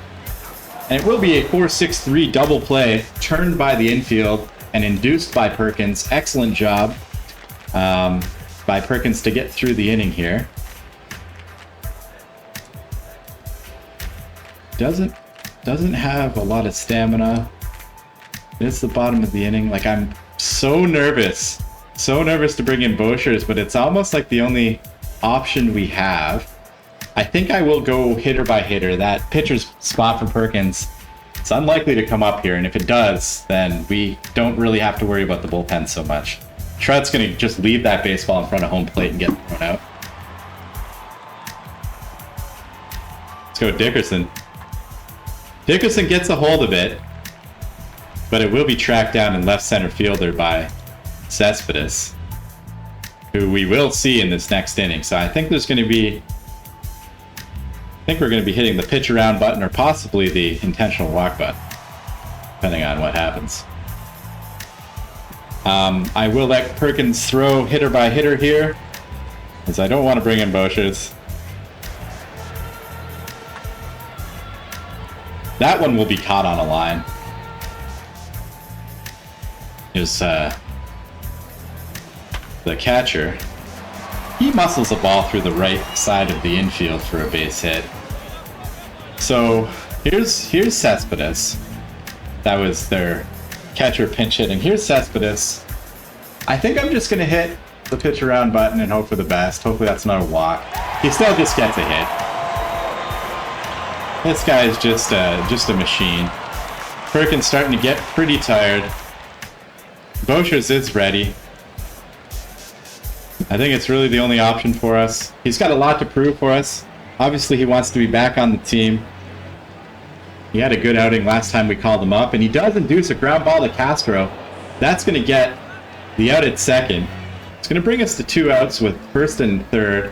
Will be Paul Goldschmidt, so a tough assignment for Buddy Boschers. And I'm actually going to hit the pitch around button. Gets a 1-2 count. Just pitch to him now, full count. He does walk Paul Goldschmidt. So, massive AB. We have left on left. Start getting Costa ready to go. We have left on left. This is huge. The 0-1. But Buddy Boschers cannot contain Adam Eaton. And that's actually going to clear the bases. The strength of the team has not been the strength of the team in this series versus the Phillies. You hate to see it. And that one's going to get down for a base hit too. So this is rough.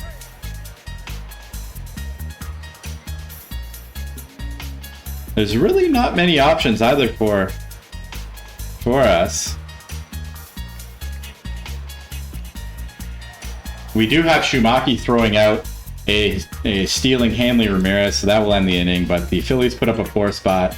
We just sort of ran out of arms there, unfortunately.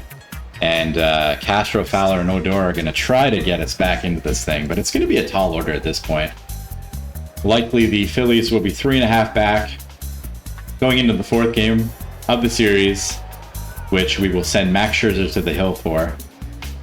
So excellent baseball in August to this point, but these Phillies, they're a scrappy team and they're playing good baseball at home against us.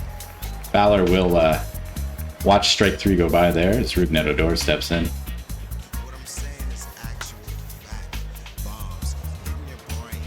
So Odor gets another hit. Now we are like one swing away from being, right back in this game. Jim Shumaki does have some pop in his bat. Let's see if he can do it here on the 1-0. Kenley Jansen comes in trying to get the save. That ball is just going to hang up there though.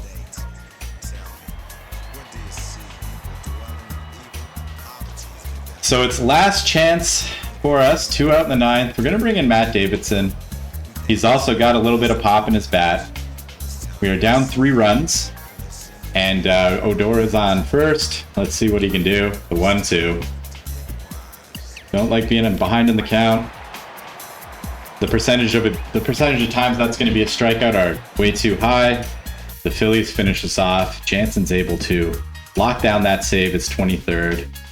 And of course, who are they going to be talking about in the Major League Baseball write-up following the game? None other than Yoenis Cespedes, who's been a thorn in our side all series. So he's 6-11 for 14, a couple of dingers. He's walked twice. Just been a pain for New York Mets pitching the entire way. We managed 8 hits. We kept it close for much of the game. Unfortunately, the bullpen just has not been the bullpen in this series, so they figured us out. Like I said before, we've had a lot of success recently. We really do need to try to salvage a win here against these Phillies. This is not going well. There was no need to even look at who got the player of the game honors there. Greinke only goes 4. I maybe should have taken the advice from the chat and tried to get him to go 5. That was probably a good decision that was not made, but you got to live and learn with the decisions you make. So we're going to go into game 4 from Citizens Bank Park with the Phillies and see how that goes. We will have to make that move, get Rich Wells back on our team. Hopefully they didn't do something stupid like use him. No, they didn't. He's still pretty exhausted. So actually, maybe we're not going to bring him up as of yet. They're trying to put him in the rotation. That's so funny. He's not going to be making that start.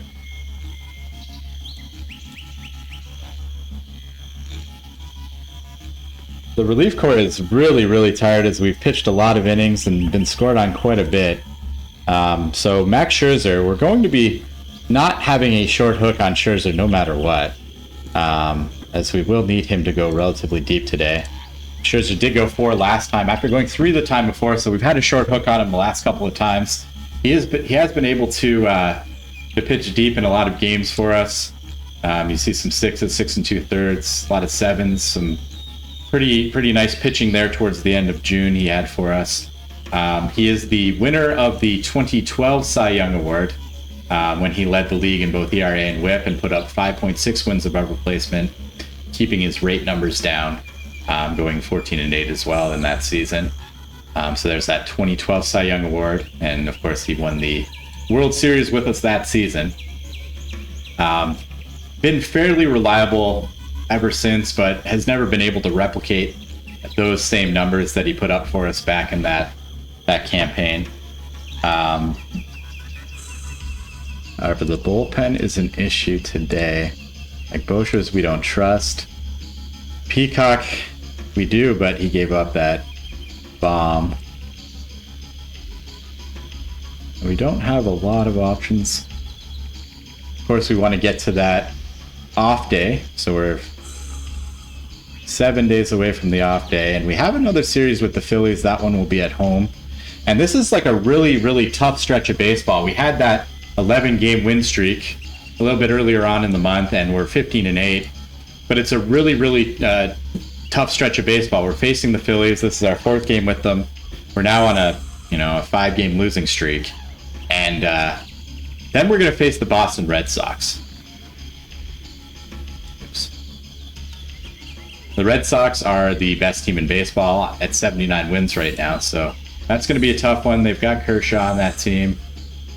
Be interesting to see how that goes. But before we get there, we have to play the baseball that's in front of us. I don't think there's a move to make out of this. You know?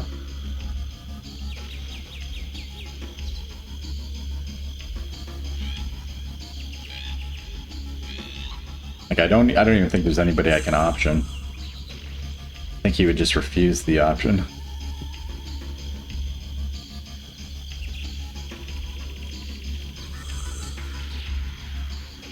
Well, I'm probably not going to use Wilhelmsen, but I don't know who I could even bring up.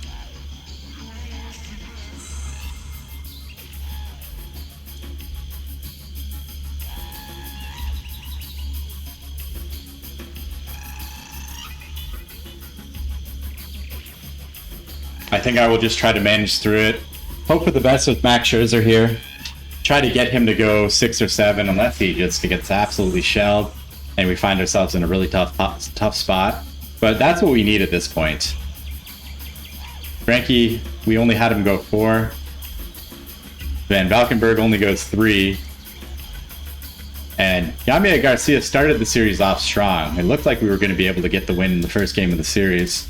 So we need an outing like that one from Max Scherzer here today to get that bullpen rested back up and able to get us through the weekend series with the Red Sox. And then we got the Phillies coming right back up. So it's a test the character for the team. We, like I said before, we were just half game ahead of the Red Sox as the best team in baseball, and that's all come crumbling down a little bit here versus the Phillies. The Phillies will continue their streak of 43,000 fans at the ballpark with 43,335. They are going to send Julio Teheran out to the mound. Julio is in his... Oh, so he's actually been up since 2011. So 3 years, 143 days of service time. This season, he's pitched to a 3.68 ERA in 25 times out to the mound over 151 and 2/3 innings. Rate stats, I mean, he's allowing over 1 home run per 9. The walks are down and the strikeouts are up. So another strong pitcher we're going to see. So the Philly is able to send out some pretty strong starting pitchers in this series so far. So we're going to have to see how the bats do against that. We get Miguel Gonzalez back into the lineup. So that helps us quite a bit. Corey Dickerson is going to stay in the cleanup spot behind him. I will move Prince Fielder down to the 6th hole, though he did have that big home run yesterday, which really helped us. I do want to bring in Living Good for Rougned Odor.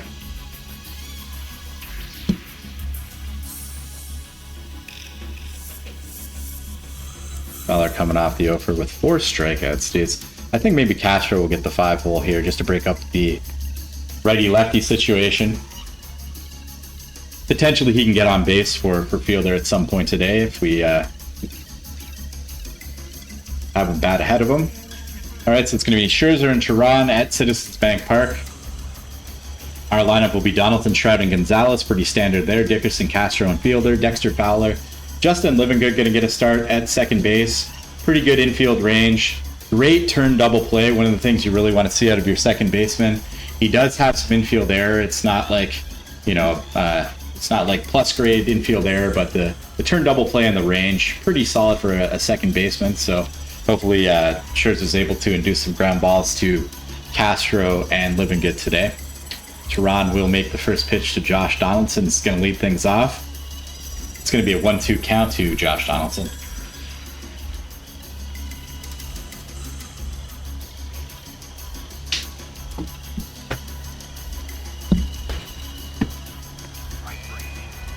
JD's just going to swing through that breaking ball. Trout will stand in at 3-1. We're going to get a walk out of Trout, so Trout is going to get his... Did that say 9? Oh, okay, so he's got 82 walks on the year. He's, of course, Mr. Base on Balls. You can see the numbers he's been able to put up for us, and obviously Trouty is able to perform pretty well for you. Miguel Gonzalez will just swing through a 1-2 offering, though, and strike out. And Dickerson's going to see an 0-2. He hits it on the ground at the first baseman for the 3rd out of the inning, so Oh no, he does get on base. I'm sorry. He does get on base. So Dickerson gets on. Looks like an error was actually made there. Dickerson gets on, and Trout will be standing on second for Starlin Castro, the 2-2. Castro hits it on a line, but it's going to be caught. So that will end the threat that we had running here in the first. So we need a big start from Max Scherzer. He's carrying that 3.33 ERA into this game over his 143 and 1/3 innings. But he's managed to strike out a ton, 161 strikeouts and 43 walks. His strikeout rate is very good. We'd like to see him keep the ball in the ballpark, though. It'll be Kipnis, Pollock, and Goldschmidt start things off. And Scherzer's going to bring the 1-2. Starts things off properly with a strikeout. He's going to have a 1-2 to A.J. Pollock as well. A.J. Pollock, though, is going to be able to muscle that ball back into center field for a base hit. Scherzer turns around and gets Paul Goldschmidt. They hit it on the ground to Donaldson, who is able to start a 5-4-3 double play and get us out of the inning. Awesome to see that. Fielder offers it a 1-2, but just lofts it over to the right fielder, Kosher. 1-2 to Fowler.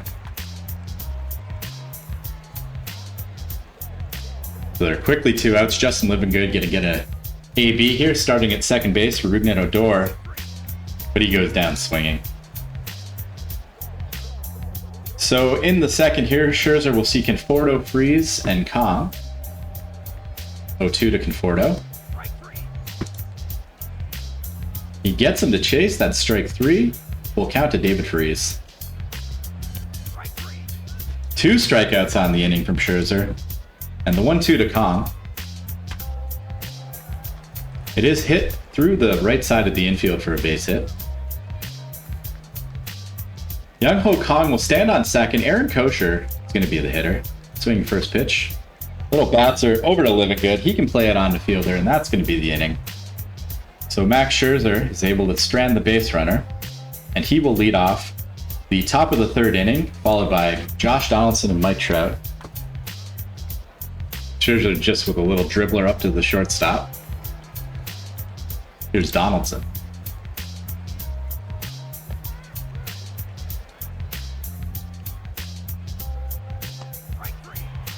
Trout misses a 1-2 fastball to end the third inning. So Judd Tehran and Jason Kipnis to face Max Scherzer here in the bottom of the third.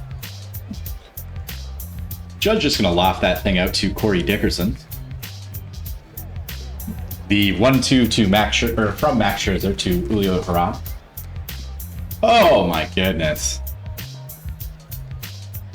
There are a few things more annoying than getting ahead of the pitcher, where it looks like it's just going to be an automatic strikeout, because massive percentage of the time are you going to get a strikeout with the pitcher hitting, and then he doubles. And then Scherzer walks Kipnis, so he needs to settle down out there after making a mistake to the pitcher. The 0-2 to Pollock just popped up on the infield. The infield fly rule should be called. So 2 away. Here's Goldschmidt. 2-2. That's going to be in the air. Is it going to hang up there for Trout? And it will do so to end the inning. So Scherzer does get out of that little spot. Now we're going to come up here in the top of the fourth, and we quietly have not recorded a base hit, so we need to get into the hit column. Here's Miguel Gonzalez, the 1-2. Fortunately, he's going to go down on strikes. Dickerson serves it out to left.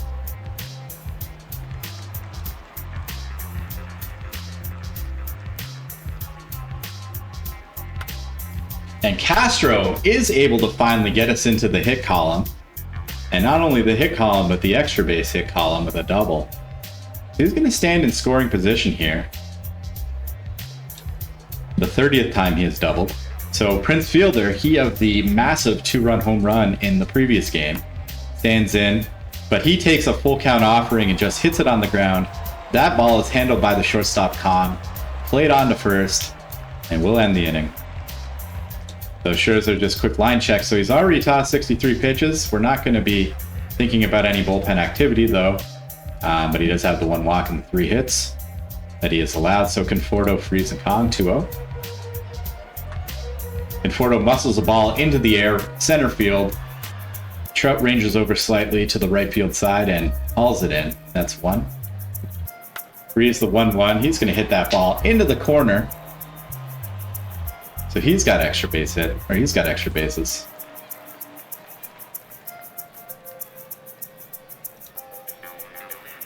So, Young Ho Kong's standing in. Runner on second, the 0-1. Massive. Dexter Fowler with a sliding catch to keep this ball game tied. And then Scherzer's able to get a grounder over to Livingood to end the inning. So Scherzer gets out of another spot. He's now sitting on 79 pitches. We're definitely going to try to get him through at least the 5th inning here, though. Dexter Fowler, Justin Livingood, and then Max Scherzer will be swinging the bat in the 5th. Depending on how the 5th goes, I mean, he's got Judd, Teheran, and Kipnis. We are very lucky that we're not seeing Cespedes in this game.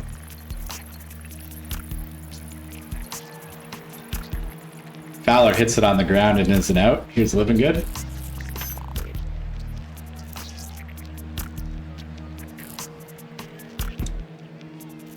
All right, so Scherzer is going to just get a chance to hit with 2 outs. We expect absolutely nothing, but their pitcher got a double. Ours can too, right?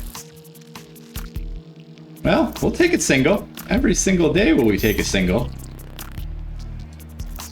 And we will take a 2-run home run from Donaldson if he's able to get... Oh my goodness. Not quite.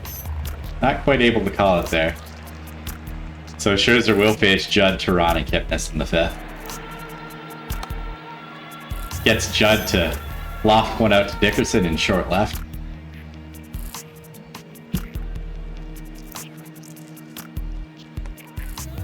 This time he is able to strike out Teheran. No 2-strike double happening here in the 5th. It will be Jason Kipnis, a full count. Scherzer's able to get him down swinging. Scherzer now through 5. He's tossed 95 pitches. What is our situation? 1 for 2, 0 for 2. I may go hitter by hitter with him. And we will be looking at Brad Peacock. I would absolutely be thrilled to get Max Scherzer through the 6th inning here. That would be wonderful. Trout, Gonzalez, and Dickerson. Let's get on the board here. This pitcher's duel is not any fun. Trout gets under that ball, but it's going to carry all the way into the left field stands. Mike Trout gets the scoring opened here in the 6th inning in this game. It's a 1-0 game. And Mike Trout has hit his 38th home run of the season, so having a great year in his age 24 campaign. Miguel Gonzalez goes down swinging. Here's Corey Dickerson on the 0-1. Dickerson gets a hold of a baseball. And that one will go. So finally the bats are happening. And we're getting some power behind the baseball. Corey Dickerson has his 31st home run of the season for the New York Mets. If Starlin Castro will hit, and it'll be an 0-1. That's on the ground. So he's got himself an infield hit. Julio Teheran, 60 hold, 40 arm. We will actually just keep him in place here. I'm going to actually try to see if Fielder can get a hold of the ball or just work a walk. Happy to see that too. So now we've got 2 on for Dexter Fowler. He's going to muscle that ball the other way into left field. It will be just moving the runners up. And we're now going to have bases loaded. Justin Livingood getting a huge opportunity.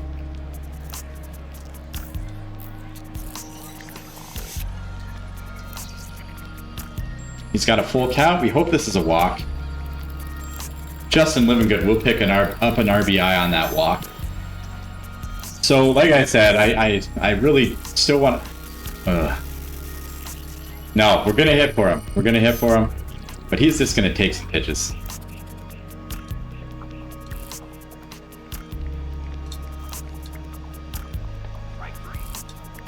Let's see if JD can do something with it.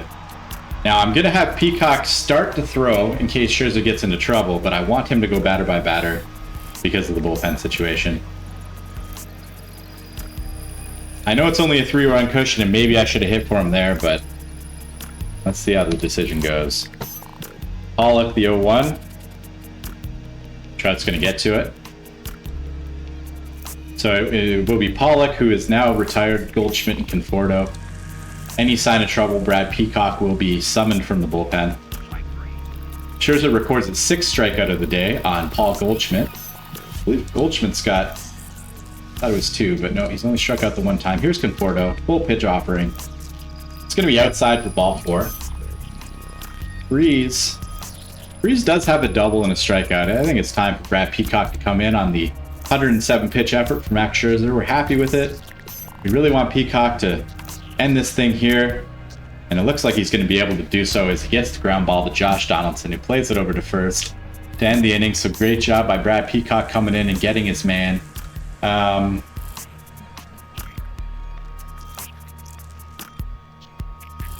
We may actually just kind of leave him in. Let's see what happens with the hitters here. We don't have a ton of options. Cook's probably a guy we can try to like combo the next inning with Peacock with, but we'll see. Trout, who homered his last time up, he's going to hit this one, swinging first pitch to deep center, but it's hauled in by Pollock. And here's Miguel Gonzalez, who'll be followed by Corey Dickerson. Miguel Gonzalez has gotten hold of the ball, and that one will sail into the stands in right field. Miguel Gonzalez hits that ball 365 feet away, and he has 26 home runs on the season. So we're starting to hit the long ball here. Feeling good about this. We're going to get a game back after losing the first 3 games. Well, let's not get ahead of ourselves. We are in a position to get a game back after dropping the first 3 from the Phillies in this series. Castro's got himself an extra base hit. The Starlin Castro, 3 for 4 on the day with a couple doubles. Have a day, Starlin Castro. Start to get Cook tossing a ball around now that we've got the 2 outs here. We're hoping that we're going to be able to cash in that runner in scoring position, but we're not going to be able to do so as fielder watches strike 3 go by. So Brad Peacock will at least work to Kong and Kosher. Maybe he'll work this entire inning. Full count. It's going to be a strikeout for Peacock. Kosher stands in. He's going to see a 1-0 offering. It's hit on the ground to Justin Livingood. He's going to play it on Prince Fielder for the out. So Peacock with a couple quick outs. We're happy with where his stamina level is. He's going to throw a 1-0 here. He's easily going to be able to end the 7th inning. So this is kind of one of the things I've been talking about with Brad Peacock, one of our more reliable relievers and a guy we typically bring in first if a starting pitcher is in a spot. So if they get themselves into if they pitch themselves into traffic, and like we've got a close game going on, either we've got a 2 or 3 run lead, we're tied, or we're trailing by 1 or 2, sometimes 3 runs. He's a guy we'll go to, and then the other one being Tom Wilhelmsen. So what do we want to do?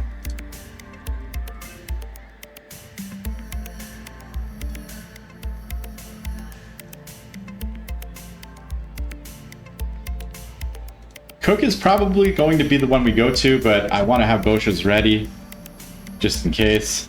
This will be the bottom of the order. Definitely not going to allow Brad Peacock to swing the lumber.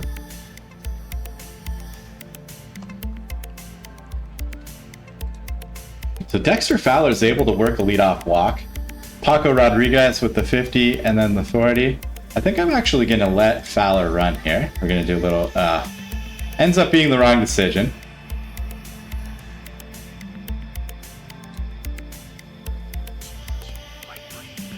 So a couple quick outs. We're going to hit for Peacock. And it will be Carlos Beltran taking that first AB out of the bullpen. So I'm just looking at my audio levels. I'm living next to a construction site where they're building an apartment building. The whole building's going up. But it doesn't seem to be bleeding in, so that's good. Somebody let me know. They're like some sort of motor just turned on outside. They're doing some sort of crazy thing that is associated with building a building, but I don't see my levels moving when I stop talking. So I think we're good, but somebody let me know. I'll like close a window or something. Carlos Beltran is going to get that pinch hitting spot that we just talked about. Here he is, swinging first pitch.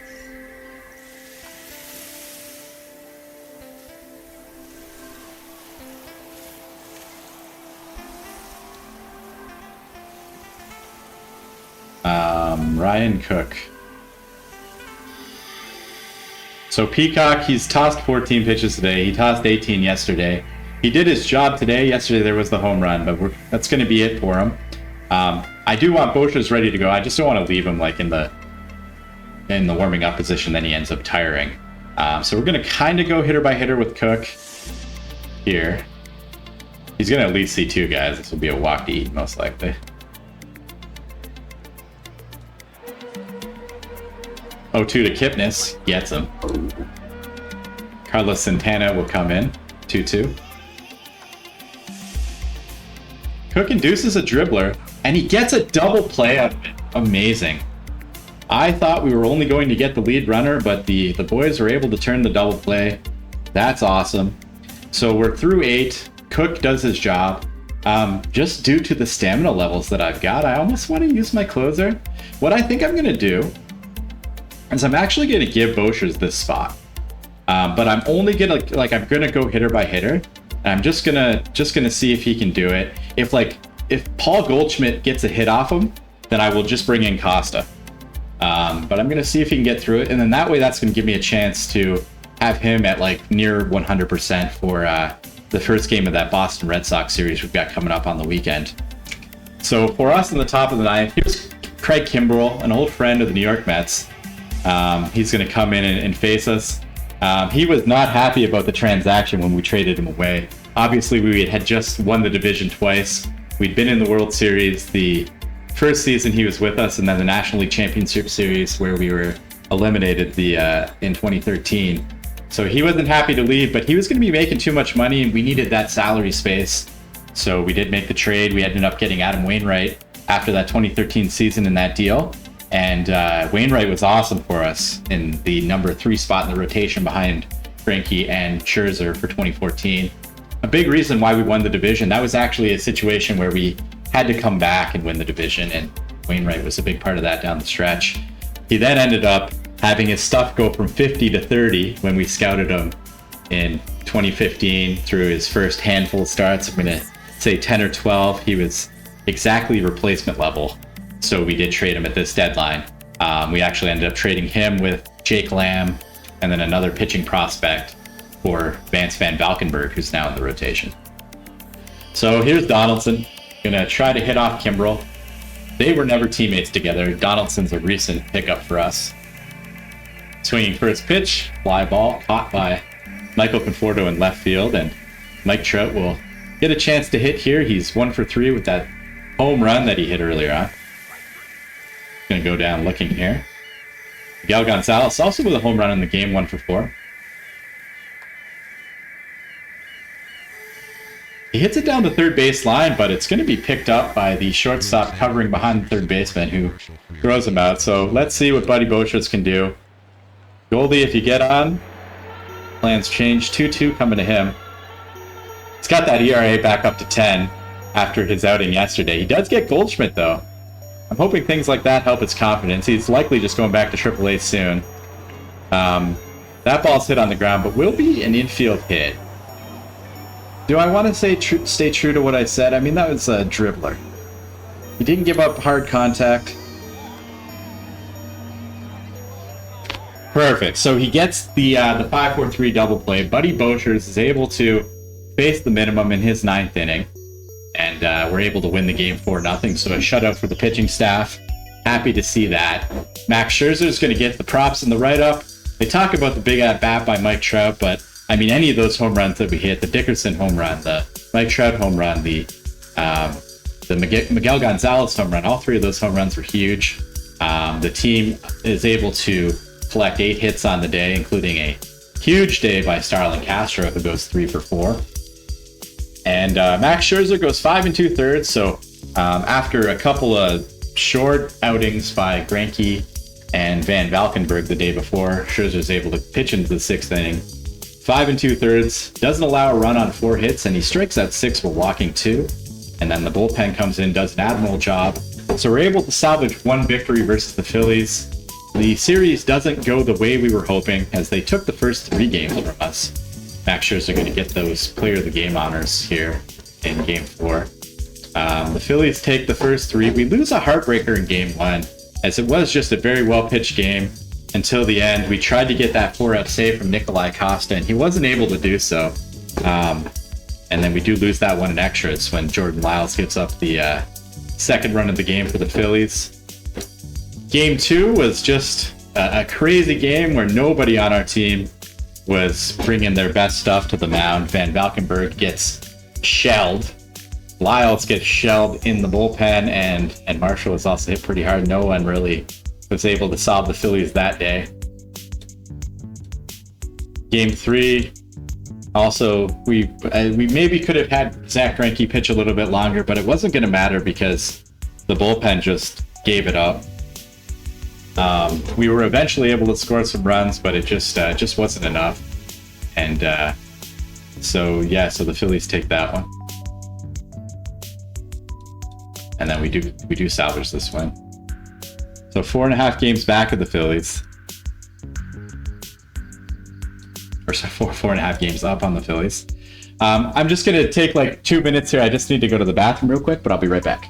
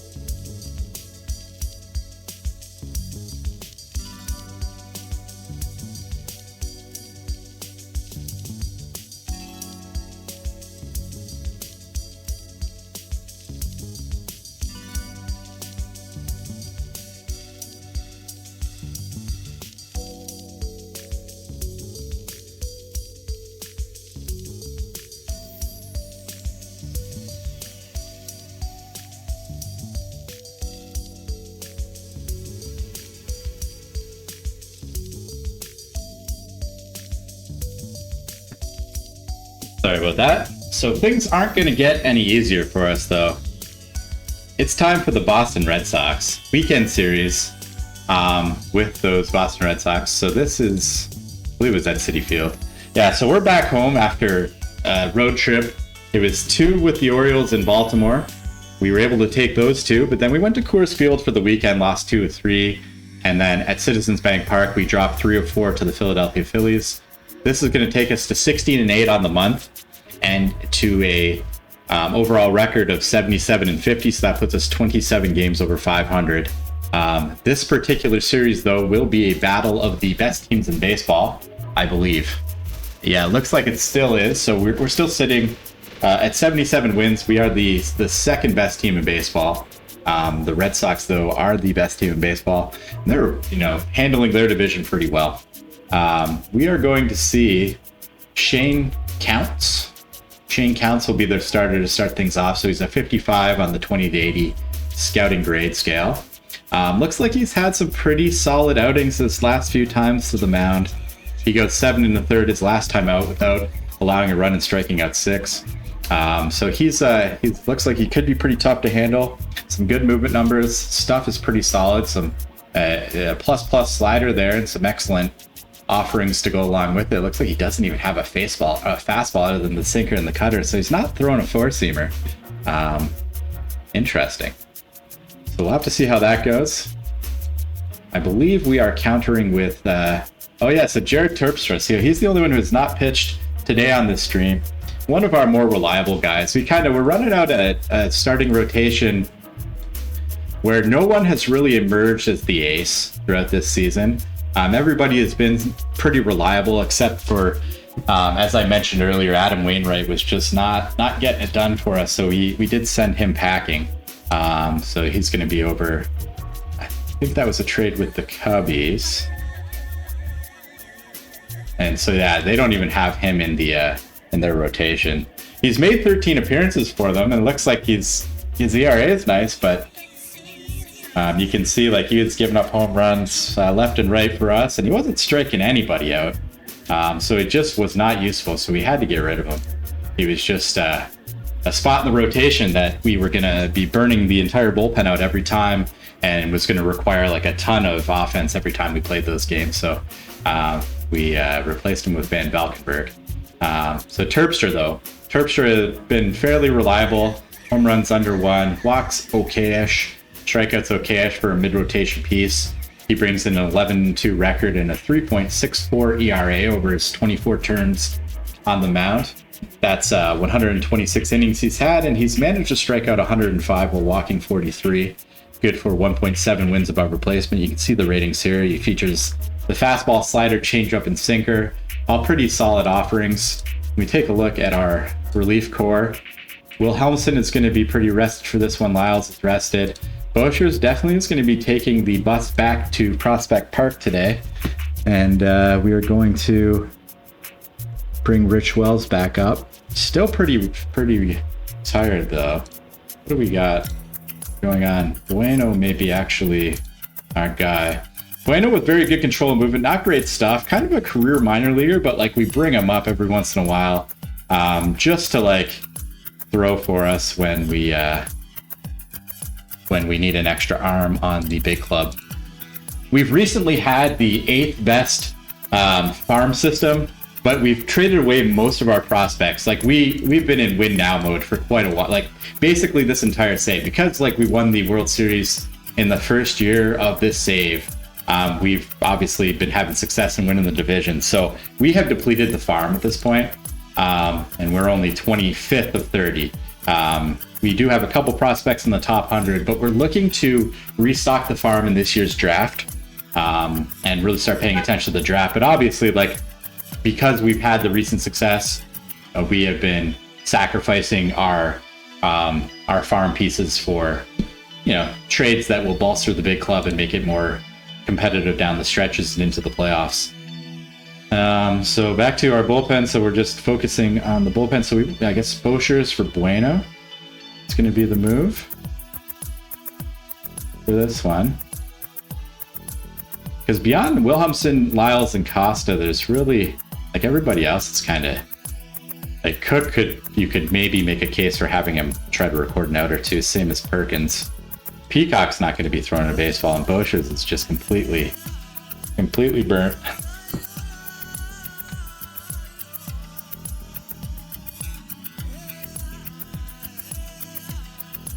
I wouldn't feel comfortable bringing this player up.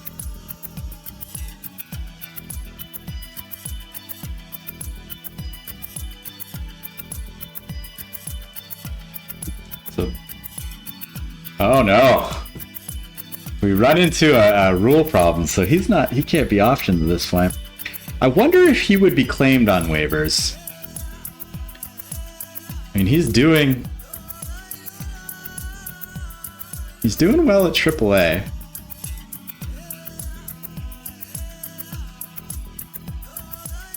Would have been nice if that had happened to us before the trade deadline.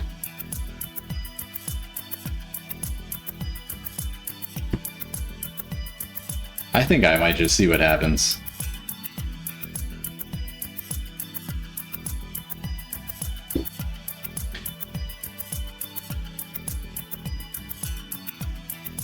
We will just see what happens with him.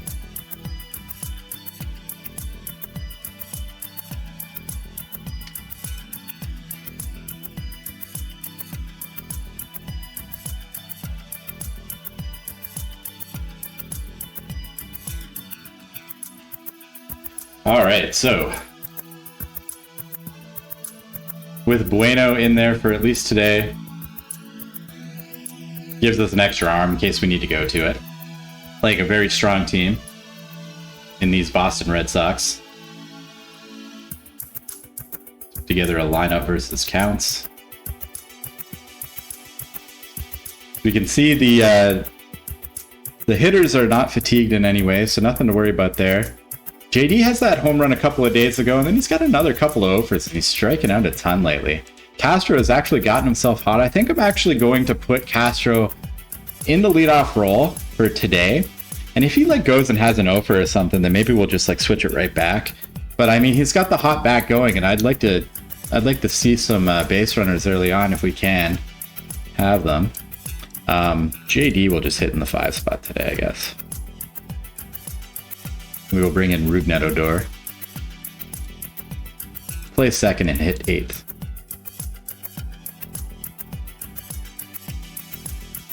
I think I'm happy with that. We are able to draw our standard 37,000 screaming fans to Citi Field. 37,459 coming on to cheer the home club against the first place in the AL East Boston Red Sox. It's going to be Shane Counts versus Jared Terpstra.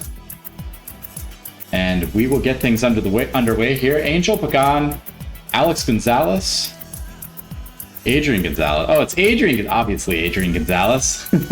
Alex Gonzalez playing first. Adrian Gonzalez, he of the, well, most recently, I think before he retired, Los Angeles Dodgers fame. It's going to step in here and hit second for the Boston Red Sox. Randall Grichuk will hit third. Chris Davis, Adrian Beltre, and Ian Kinsler, Andrelton Simmons.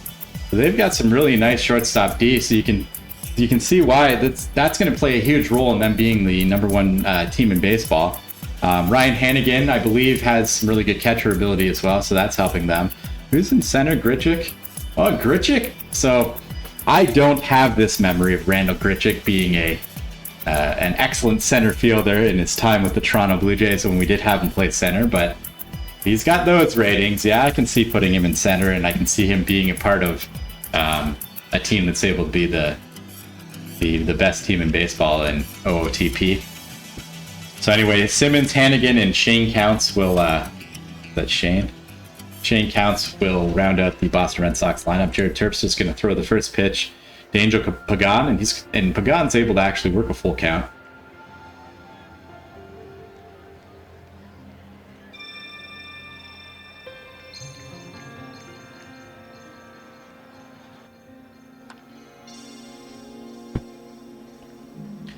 But it will just be a roller out to the second baseman Odor for the first out. Another full count, though, to Adrian Gonzalez. He's going to get a base hit up the middle.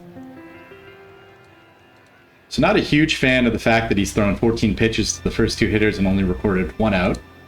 1-1 to Grichuk. Grichuk gets a hold of a ball. Expires just before the wall and will be a triple. So the Boston Red Sox showing their bats early on today.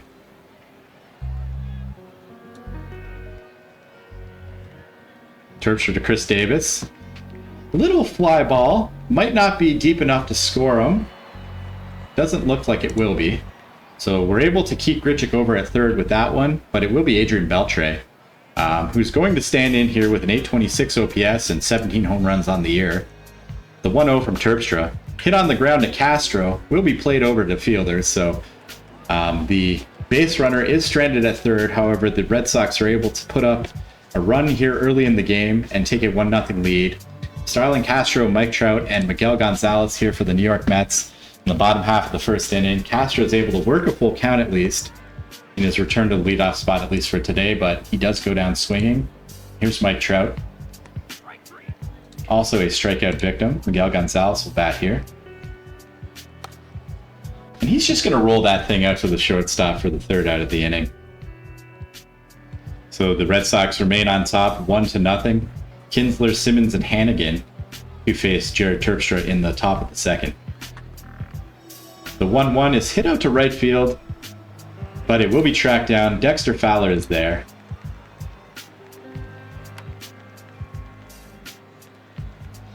Terpstra gets Simmons to hit another one out to Fowler for the second out. And then Ryan Hannigan hits it over to Donaldson, who gobbles it up, fires it to fielder, and that's a 1-2-3 second inning for Jared Terpstra, Corey Dickerson, Josh Donaldson, and Prince Fielder to hit.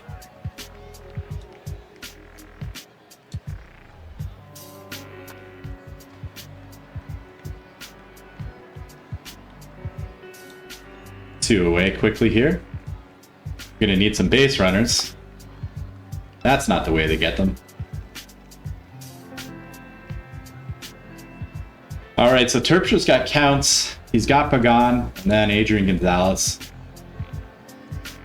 So you can just keep cruising along here. Nope. Walks the pitcher, one of my least favorite outcomes to an AB in this entire game. And they use Pagan to bunt over the pitcher. Okay. 2-1 to Gonzalez. Hit in the air. Will be caught by Fowler, though. And they will keep Shane Counts at second base. Randall Grichuk had a home run his last time. Gonna let Terpstra work to him. The 2-2. That's gonna be a ground ball. That's handled by Castro. And that's the third out of the inning. So Fowler, O'Dur, and Jared Terpstra, a quick line check. We're not gonna be hitting for him or anything, but he has thrown 53 pitches and given up a walk, 2 hits, and the 1 run.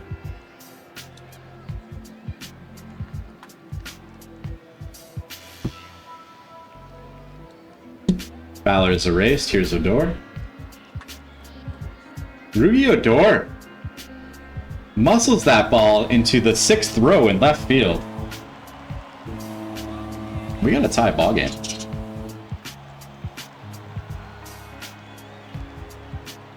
Terpstra able to work a full count, and he's able to work a walk. There we go.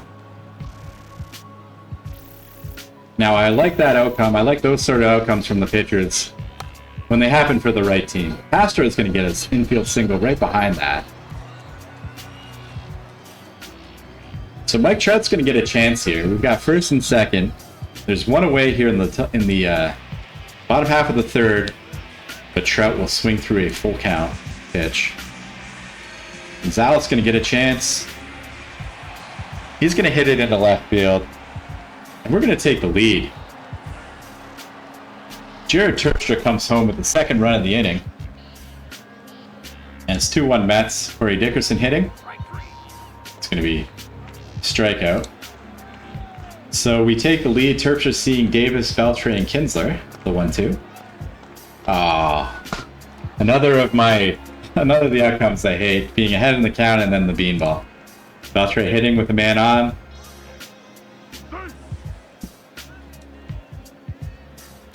So Terpstra's got a 1-1 count to Beltre. It will end up being a 3-1 offering. Hit into the left field corner, but tracked down by Corey Dickerson. Excellent play out there. There's the 1-2 to Ian Kinsler. Another fly ball out to left field.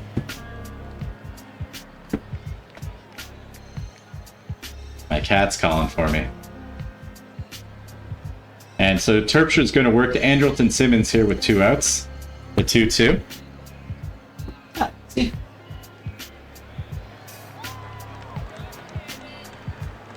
The bench coach of the team needs to confer with me here. Misty is a 19-year-old part tabby, part Maine Coon. She's had a long run. Wonderful cat. Josh Donaldson, Prince Fielder, and Dexter Fowler will hit for the New York Mets here in the bottom of the 4th.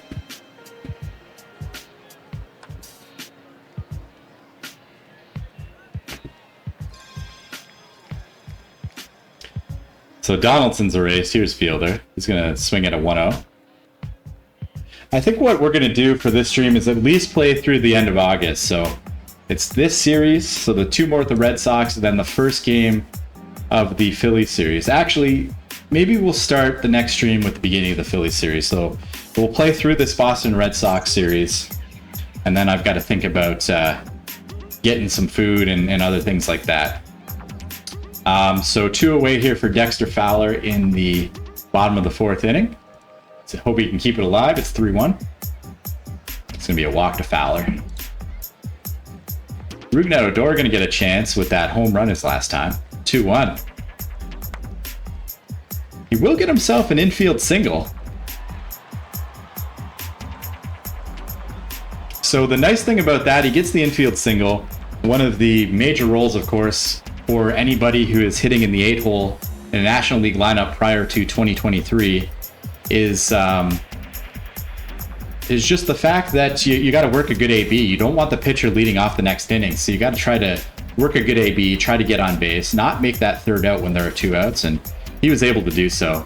Unfortunately, though, Jared Terpstra is most likely going to be an out, but let's see. Swing first pitch. Yes, he hits it to the second baseman, and it is the predicted third out of the inning. He will work to Heenan, Counts, and Pagan. Quick line check. 73 pitches. He's gone 4. See if we can get through this. 5th inning. 3-1 to Heenan. Heenan swings 3-1. 1 hopper to Donaldson. He's got him for the out. Here's Counts. Struck out his last time. Strikes out this time. 2 away. Oh no, he didn't strike out his last time. Must have been just a grounder. Grounder on a 2-strike count potentially. And there's the third out. Gets Pagan. So it's a 1-2-3 5th inning for Jared Terpstra. And we're going to have the top of the order facing Shane Counts. 65 pitches through this point in the game. 4 hits, 2 runs, 2 walks, and 5 strikeouts. Here's the 1-1 to Castro. It's going to be on the ground and out. Here's Trout.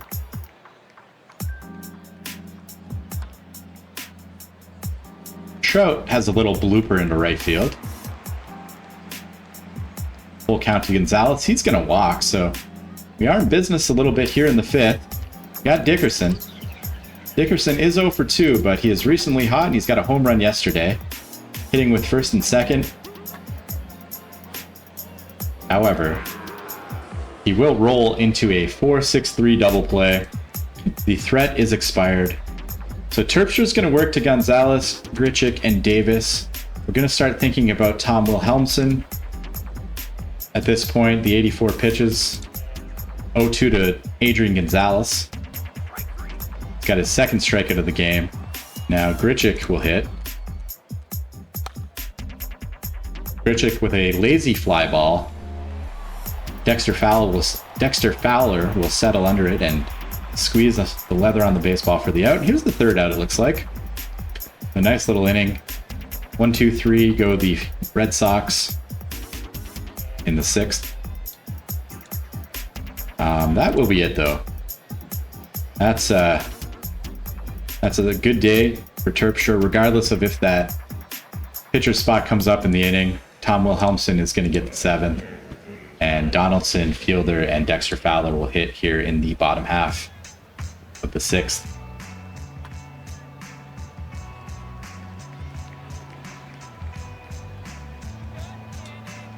Donaldson gets his let off correctly. Fielder's actually going to follow that up, so we're stringing a couple of hits together. I think this is the 3rd first and second situation we've had. First 2 times we weren't able to cash it in, so here's Fowler. He's not able to do anything. See if Rougned Odor can. He's going to hit that ball into the gap. That's going to be extra bases. Hopefully we'll clear the bases. The ball is very deep. I think I'm going to send him. Let's go. So a huge 2-run double by Rougned Odor. That's going to give us the cushion that we hopefully need to get through this one. Carlos Beltran's going to get an opportunity to pinch hit with a runner on second. See a 3-1. Beltran makes the most of his opportunity. Draws a walk. Starlin Castro will get a chance. Hits it on the ground. Will not be 2. Thought it might be 2. But will not be 2. Will be a fielder's choice, moving Beltran to second and Odor to third. And Mike Trout's going to get a chance to swing. And so he's going to have extra bases, and he's going to clear the bases.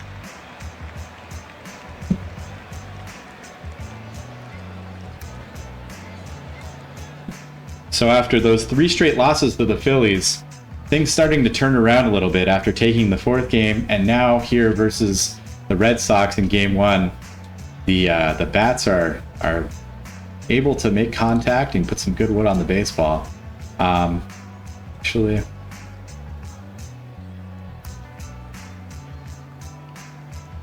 no, I think the 7th remains his. Unless we keep scoring. We will stick with Wilhelmsen through these. Well, now we're going to score again, potentially. I'm going to run him. Bad idea. I guess the very shallow. The fantastic and normal, I don't know. So Beltre, Kinsler, and Simmons. So Wilhelmsen, we will have out here to at least get this part of the order for the 7th. And we'll see about getting Jordan Lyles in there for the 8th inning. Wilhelmsen's able to get Beltre.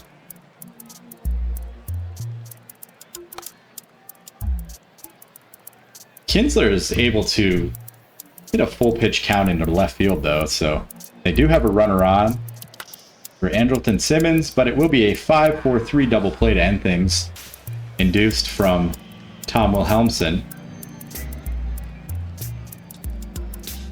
Yeah, so Lyles can pitch the 8th inning. Potentially we can just have him close it out for the next 6 outs. Let's see. Dickerson, Donaldson, and Fielder either way.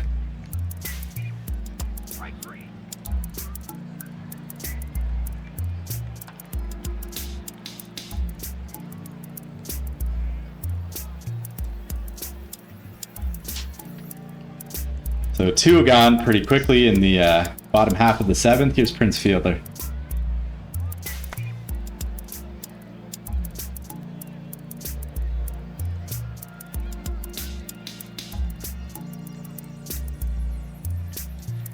Make the change, bring in Jordan Lyles and his 3.51 ERA over 41 innings. 22 strikeouts, but he does have 17 walks, so he can have some control issues from time to time.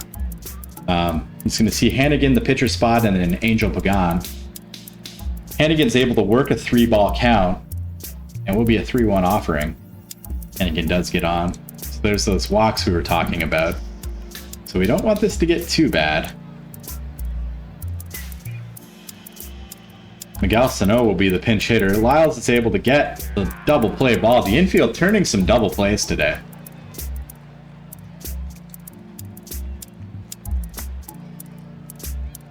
And then Lyles is able to get another ground ball to get out of it, so nice little job facing the minimum. He tosses just 10 pitches. We can maybe try to push him through that. It'll be Costa we get up as like insurance. Oh wait, but he will hit here. I'm just gonna let Bueno have an inning.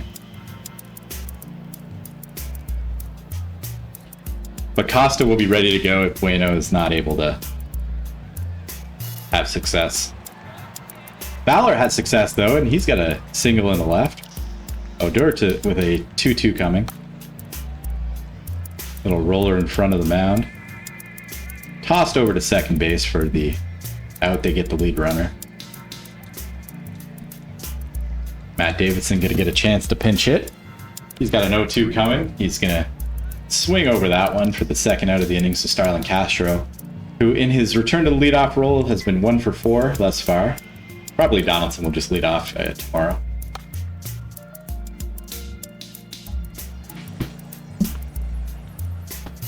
That's that. So Sisley Bueno is going to come in here. And Costa will be ready just in case. He's going to see a lefty to start, so left on left versus Gonzalez, and that'll be Grichuk and Chris Davis. Gonzalez is going to swing at the first offering he sees. He's going to hang up there for Fowler. 2-2 to Grichuk. Odor plays it on first base for the second out, and Chris Davis is going to see a 1-2, so hopefully he just gets out of this, and he does. Chris Davis a strikeout. Bueno's able to have a nice clean inning for us. Rougned Odor, who is 3 for 4 with a home run and a double, gets a lot of play in the write-up. My quote to the press was, "Good baseball players make you a smarter manager. True words have never been said at any point." We're able to collect 11 hits to only 3 for the Red Sox, so definitely we outpitched them today. Trout, Gonzalez, and Odor all have multi-hit efforts. Trout with a big 2 for 4 with 2 RBI game, and as was mentioned, Odor with that big game. Super happy with how Jared Terpsh's 94 pitches went over his 6 innings, giving up the 1 earned run on 2 hits, just 2 strikeouts, but only 1 walk. Bullpen does an admirable job, and those aren't even our main pieces out of the bullpen, so Great job. Obviously, Rookie going to get those Player of the Game honors for us at Citi Field. We continue our streak of around 37,000.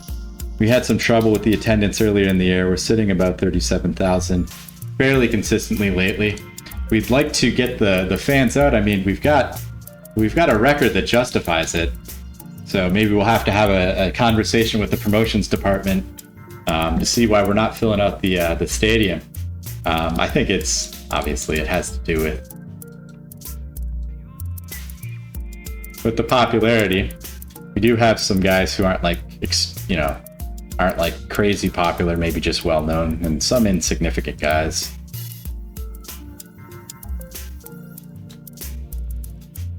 And the story is even worse with the pitchers. I don't know how Max Scherzer is insignificant nationally when he's won the 2012 Cy Young in this save, but yeah. OOTP is going to OOTP. So we're going to move into the second game of the series here with the Boston Red Sox. So we're lucky enough to take the first 6-1 against the best team in baseball. And that's actually going to probably bring us pretty close to them. They're at 79 wins, we're at 78, so we're one game back of them. For those honors, we could be tied for them with the best record in the entire majors if we're able to win Game 2. Just taking a look at the Phillies. So they take a loss to the San Diego Padres. So we do go to 5.5 games up on the Phillies. So love to see that. We are going to see Kershaw in that Sunday game. It's going to be Sergio Molina, 50 on a 20 to 80 grade scale. He's got decent stuff, decent control. The movement's a little suspect. Actually hasn't been giving up a ton of home runs and hasn't been giving them up lately either. Has been pitching pretty deep into games his last 3 times, including little complete game shutty here without any walks. So that's a great performance. Looks like he had some rougher outings going into that one and then just turned it around completely. To be fair, that is the Miami Marlins, who are 29 games under 500. So, that does need to be mentioned when you're looking at a complete game shutout like that. But still, it's still a major league team he was able to do it against. We will counter with Yamie Garcia. He had a great outing in the first game of 4 versus the Phillies, the game where we weren't able to get that 4-out save from Costa in the 9th. But he did have a great outing, and he's been a reliable guy for us. He's the guy who I'm actually going to be looking at signing to an extension probably for for going forward, just because, if you look at my starting pitching situation, Terpsha's there next year, Scherzer is there, and Greinke will be there. Garcia was a minor league deal. Going into this season, he made the team, so he got his major league contract. But Van Valkenburg's going to be walking. We just picked him up as a rental. And I'm pretty happy with Garcia's reliability, so I think I might try to sign him. He's asking, I believe it was like a 4-year deal, and I'd rather it be like a 2 or 3 year deal. So I'm going to try to do that maybe a little bit later on, but that's something I'm going to be looking into. Going into this second game with the Red Sox. So the bullpen situation, Marshall, who of course has been tagged a bit lately for some runs, is rested at 82%. Perkins is okay. These guys are all probably okay. Yes, 74, 59, maybe not. 60 is a possible use. 67 is a possible use. We'll send Bueno back down. Wells is probably ready to go at this point. Yeah, so Wells could even be used in this game. So thank you for your contribution, Bueno. Much appreciated. And Rich Wells is somewhere.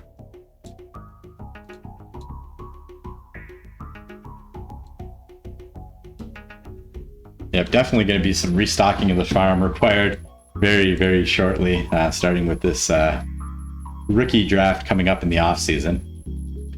Yeah, so just go to Wells. I don't know why it keeps reassigning him to starter down in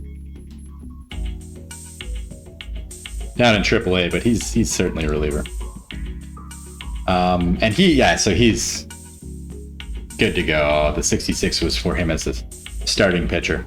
So relatively rested for this one. Hoping for good 5-6 innings out of Yame Garcia.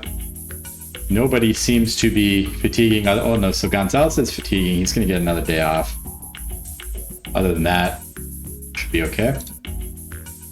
Going to draw 37,000 fans again. 37,601 out to the ballpark. JD, who we moved to the 5-hole, did get a hit yesterday. We're just going to move him right back into that lineup, or into that leadoff spot for the team. Dickerson will hit third. I think we're just going to leave fielder in the cleanup role. Not really too many other options for that spot. Beltran's going to get a start today. And so we will go with Donaldson, Trout, and Dickerson, fielder, Beltran, and Castro. Dexter Fowler, Jim Shumaki, then Yame Garcia will be in the 9-hole for us. And Yame Garcia is going to face Kinsler, Gonzalez, and Grichuk, Davis, Beltre, and Pagan, Andrelton Simmons, Ryan Hannigan,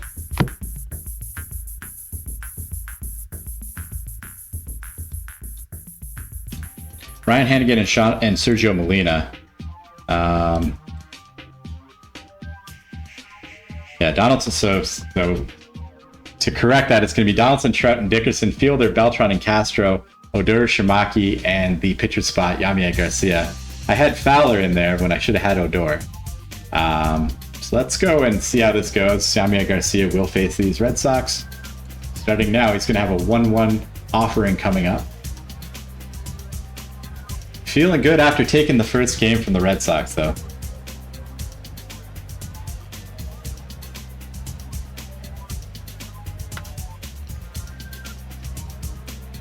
Kinsler is able to get on with the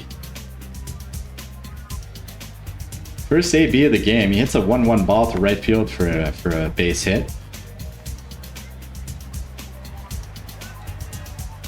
Garcia does get Adrian Gonzalez to fly out. Here's Randall Grichuk, 1-2. Gets him swinging. There are 2 gone. Hits Chris Davis with a 1-2 offering. Beltre on a line to left. Dickerson is there, though. That's the inning. So Donaldson, Trout, and Dickerson to lead things off here versus Sergio Molina, who brings his 3.6 ERA over 164 and 1/3 innings into the game. Full count is worked by Donaldson. And Donaldson rewards us for putting him back in the leadoff spot by leading off the game with a bloop single into right center field, and gets on base for Mike Trout, who's going to see an 0-2.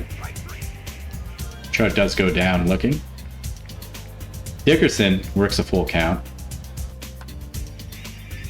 And Dickerson, unfortunately, is going to hit into the double play. So that's going to be it for us in the first. The minimum we're faced by Molina. Pagan, Simmons, and Hannigan in the top of the second inning.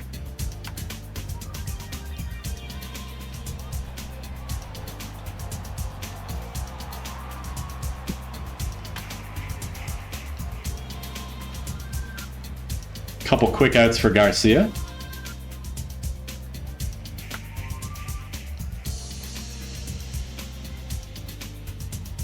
So a nice play by Castro to keep that in the infield, but isn't able to make the out. Luckily, we've just got the pitcher spot coming up next. So the error by Castro is left on base, as Garcia is able to strike out the pitcher Molina. And so it'll be fielder, Beltran, and Castro.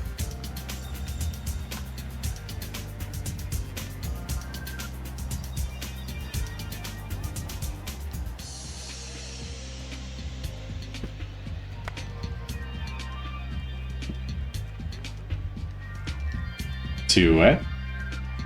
Silent Castro is going to see a 2-1 offering. Hits it to his counterpart, Simmons, who throws him out, and that'll be the third out of the inning. Garcia's going to be back up to the top of the order here, so it's first time through the order. He allows the 1 hit. Kinsler swinging first pitch. In the air to Trout. Almost where he was standing.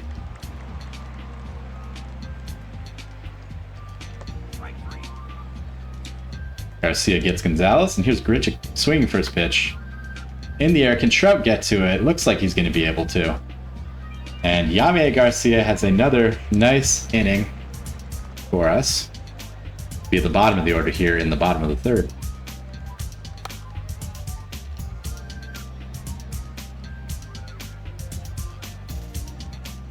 Jim Shumaki stands in with one gone. He'll be a strikeout victim. And Yamie Garcia is going to see an 0-2 pitch. And a large percentage of the time, of course, you will see a strikeout. Chris Davis, Adrian Beltre, Angel Pagan face Yamie Garcia in the top of the fourth, the 2-2. Hit in the air, Dickerson ranges over and is able to get the baseball into its above for the out. Garcia, Beltre swinging first pitch. This time he hit a line drive last time to left. This time it will get into the corner and down for an extra base hit. Stands on second with a double.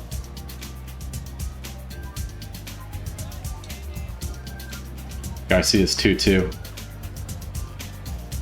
Donaldson plays it on to first to retire Angel Pagan. That's the second out. Here's Anderson Simmons, the 1-2. Oh, another one down the line. Simmons is going to get himself a double, and he will score a run here, the first run of the game. So the Red Sox are able to get on the board first.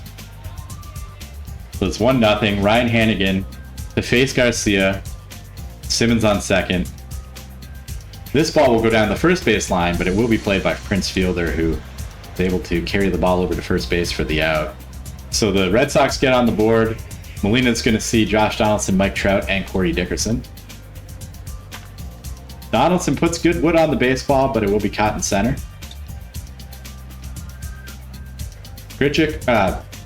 Trout sees a full count, hits it to Grichuk. Dickerson, another full count, this time it's a walk.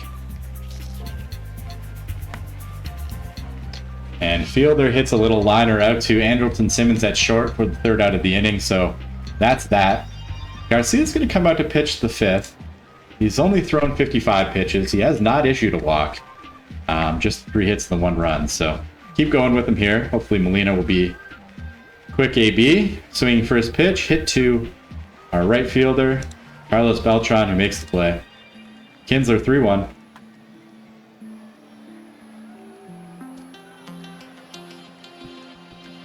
So that's a base hit for Kinsler.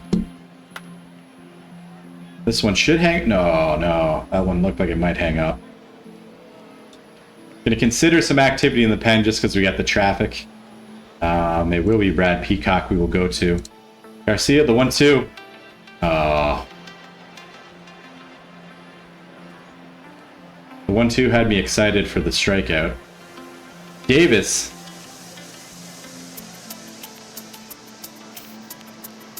Gonna bat with the bases loaded. I was thinking about making the move.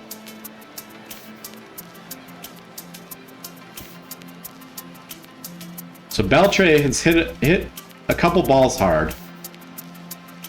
He had a line drive for an out, and then he hit the ball into the corner.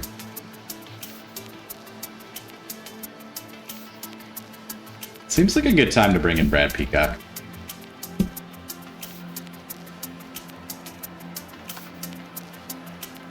And we get rewarded for it with the double play ball. So awesome. Brad Peacock's able to extinguish the threat. That goes 6-4-3. And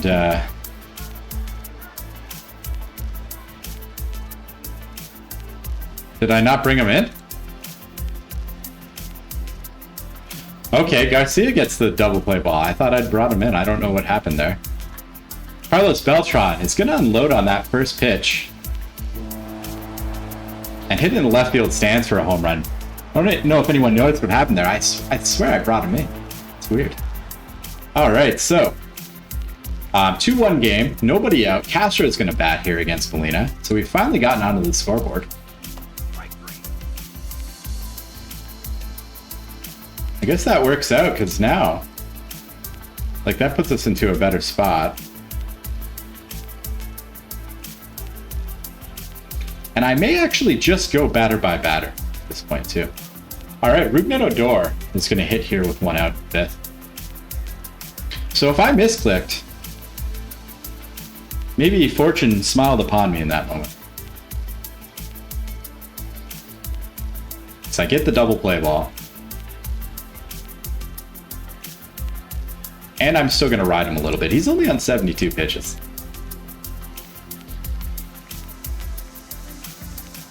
But it will be a batter by batter situation with Angel Pagan leading off the inning here. And when he gets on, the hook is going to come out. And Brad Peacock will move into the game. I don't want him getting into another tough spot here. Peacock throws a 3-1. Simmons attempts to bunt. He bunts it foul. We do get Simmons looking, but Angel Pagan will steal second. 3-1 to Hannigan. 3-1. I hate 3-1s. Although this one will just turn into an out as Mike Trout waits for the baseball to get to him. They will stick with Sergio Molina, who has 66 pitches on the day, so probably a good decision by them. Brad Peacock's 0-1 to the pitcher. Hit in the air to Corey Dickerson, so that will be that.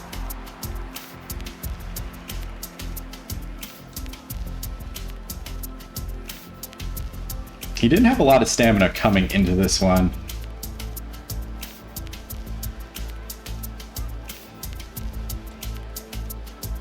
Certainly not going to let him hit.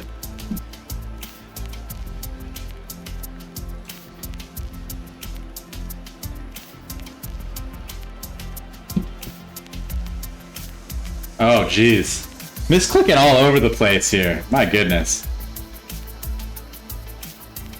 Well, Shumaki's out of the game. We wasted a bench bat. My goodness. Making mistakes.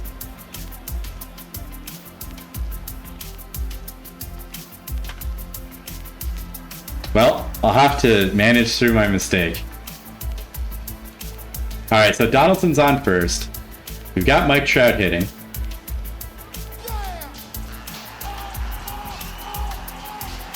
And he's going to get a hit behind him, so let's go.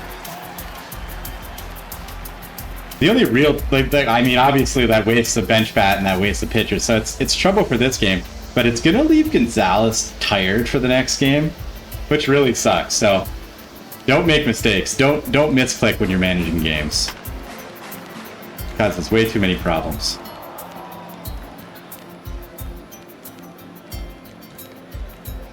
Corey Dickerson's ground ball does function as a sacrifice bunt, essentially, so Prince Fielder is going to get a chance here with runners in scoring position. Donaldson on second, Donaldson on third, Trout on second. The full count offering is going to come in here to Fielder, but he is just going to waste his opportunity and hit it on the ground to Kinsler. So Miguel Gonzalez comes into the game when he didn't expect it, because the manager sent a lineup change to the umpire that was not vetted by the coaching staff. And Kinsler is able to lead this off with a double.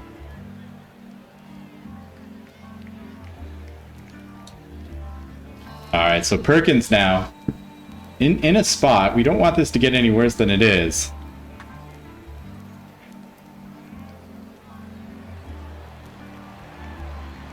Does get a fly ball from Adrian Gonzalez, but Kinsler moves to third. We've got one out. Grichuk bats here. And Grichuk on an 0-2 offering is able to hit a little blooper over the left side of the infield and into left field for a base hit. It actually ends up being a double down the line. It's going to be a 3-1 ball game for the Boston Red Sox.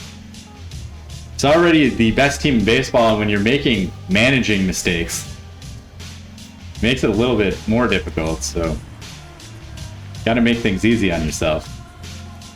Perkins is finally able to get out of that inning. But the Red Sox do add to their lead. We are going to need to get Molina out of this game and hopefully get some runs off their bullpen here. At this point, I think Wells is probably going to just try to take us the rest of the way, if possible.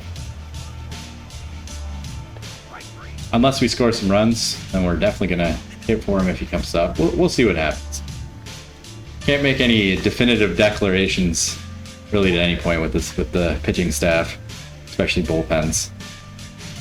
But we go in order there, so we're not able to get anything back.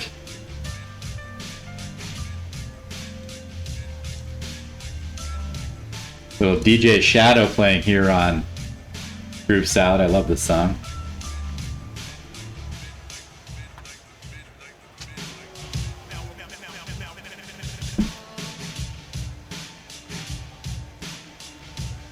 So Perkins sees the first hitter.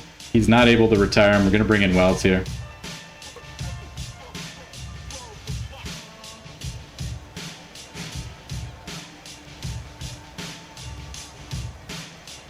Andrelton Simmons does his job, gets a bunt down.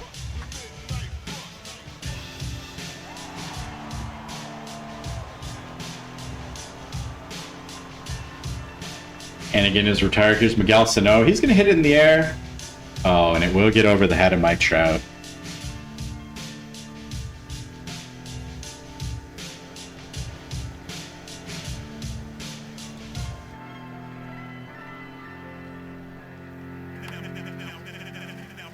Well, I wanted to say Wells is finally out of it, but he is not.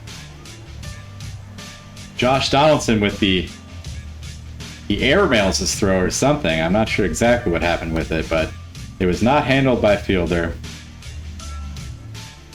So this is going to be a tough one to try to win, of course.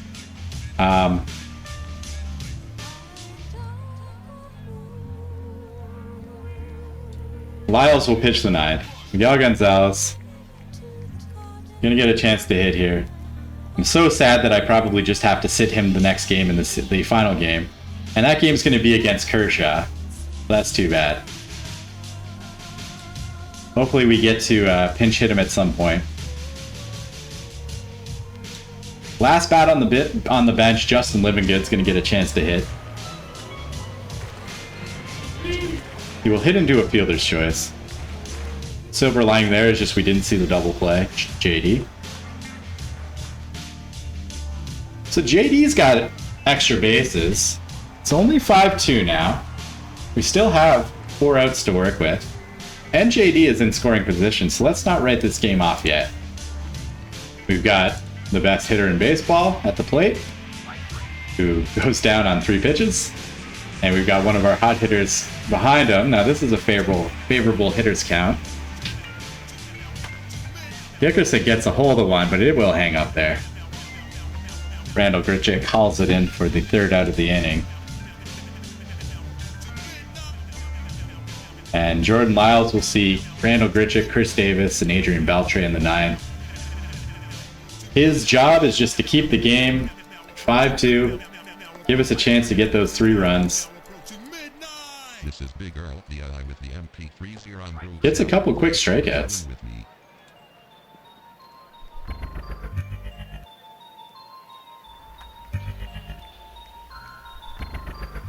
I said it earlier in the stream, but just in case anybody didn't hear me, the music we're hearing is somafm.com. I like the Groove Salad station they've got there. It's pretty cool.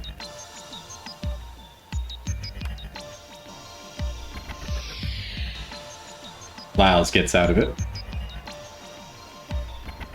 So we will have Prince Fielder, Carlos Beltran, and Starlin Castro in our last chance of the 9th. We're down 5-2 to these Boston Red Sox. They're bringing in Greg Holland. Greg Holland, so he's got 31 saves for them, so he's going to be their everyday closer. He has a 5-7 record, so yeah, it's obviously lost some games and had some blown saves and things like that, but he's got a 3.6 ERA. Let's see how he does. 56 strikeouts and 17 walks. Let's go, Fielder. Get something done. Not able to get something done. Here's Beltran.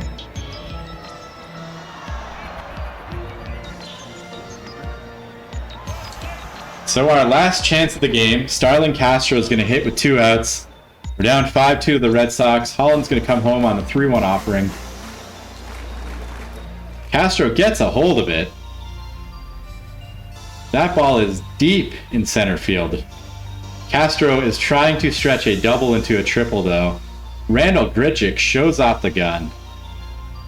Throws him out at 3rd, and that's going to end the ballgame. Impressive start by Sergio Molina. Yeah, he was pretty tough to hit today. Holland gets the save. Chris Davis, lots of nice things about the Boston Red Sox. We were able to manage only 6 hits as a team, but Josh Donaldson is returned to the leadoff spot. Is able to reward the team with 3 hits, so good to see. Otherwise, not a lot getting done offensively. Yamia Garcia, he takes the loss. He's now 9-9, goes 5, gives up 2 runs on 8 hits. He doesn't walk anybody, but his strikeouts number was only 3, so not a ton of strikeouts for him. Bullpen was good rather than Perkins, but we do drop this one to the Red Sox. Final score of 5-2, and Sergio Molina with his 7-inning effort, giving up only 1 run on 4 hits, will be the player of the game. That's going to take us to the final game, the rubber match of this Boston Red Sox series. So I'm actually going to finish off with this game. I think for this stream, going on 3 hours now, I need to get some food in me. That will take us to another showdown with the Phillies when we come back. And then it looks like the next 2 series won't be as tough. We're going to get the Marlins and then the Washington Nationals. Looks like we get the Marlins a couple times in the month of September, so that's good. And we do see the Nationals a few times as well, so that's better than facing the Phillies and then the Red Sox, that's for sure. It would be Clayton Kershaw, though. Kershaw looks like he's being Clayton Kershaw. He's 15-5 with a 2.74 ERA. He has thrown 183 2/3 innings, while striking out 197 batters, good for a 9.7 K per 9. And he's limiting those home runs. In this, so the curveball, that 12-6 Uncle Charlie that you see in real life is true to form in this save as well. And this is like peak Clayton Kershaw. He's 60 on a 20-80 scouting grade. He offers up dull consistency, according to the scout, but I wouldn't sleep on Clayton Kershaw. We will be countering with Vance Van Valkenburg. We're gonna hope that he goes much deeper than he did last time when he only went 3 and got us destroyed. That was that football game, 21-5, that we had against the Philadelphia Phillies, where just nobody on the team was able to pitch. We actually had Jim Shumaki out there by the end of that one. Fairly decent spot, though, for the bullpen. Wilhelmsen's good to go. Peacock could pitch. Wells is able to pitch. Marshall, Wilhelmsen, we just mentioned, Cook, and Costa are all good to go. So lots of arms to choose from. We have an off day coming up in 4 games. So going to get some much needed, well, we'll see if it's much needed at that point, rest before we go into that long stretch of baseball.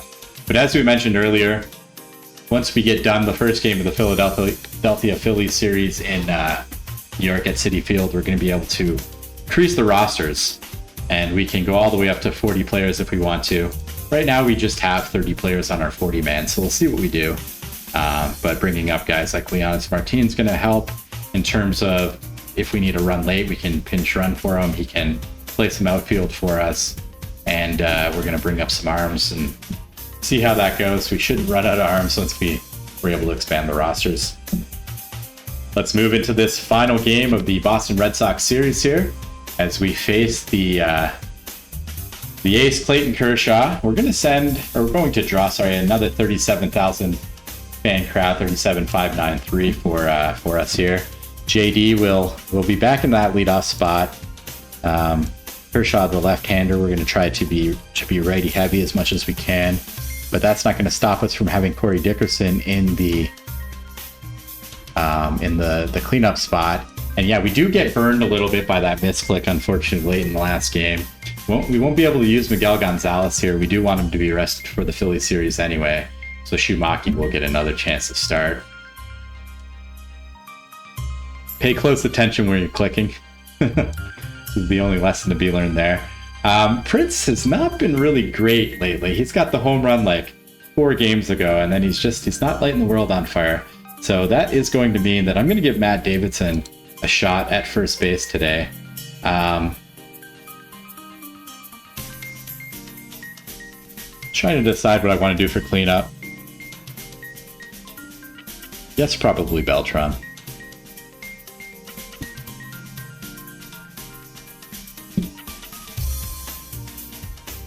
I guess probably Beltran. Yeah, we don't want Rougned Odor to play versus Kershaw either. So Donaldson, Trout, and Dickerson, Beltran, Castro, and Livingood, Matt Davidson, Jim Shumaki, and then Vance Van Valkenburg's going to face Clayton Kershaw at Citi Field. So let's see how this goes. The final game of the 3-game set with the Boston Red Sox. Each team having taken a game to this point, so we will play the rubber match here on the Sunday. It's going to be Vance Van Valkenburg taking the ball, and he will face Angel Pagan, Adrian Gonzalez, and Randall Grichuk to start things off here in the top of the first.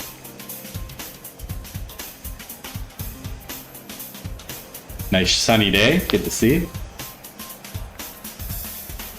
So he will come home with the 1-1 offering to Pagan. Hit in the air to Mike Trout. Trout ranges in towards the infield and is able to pick up the baseball for the first out of the game. Adrian Gonzalez is going to see 4 straight balls though, so he's going to draw a walk, and it'll be Randall Grichuk.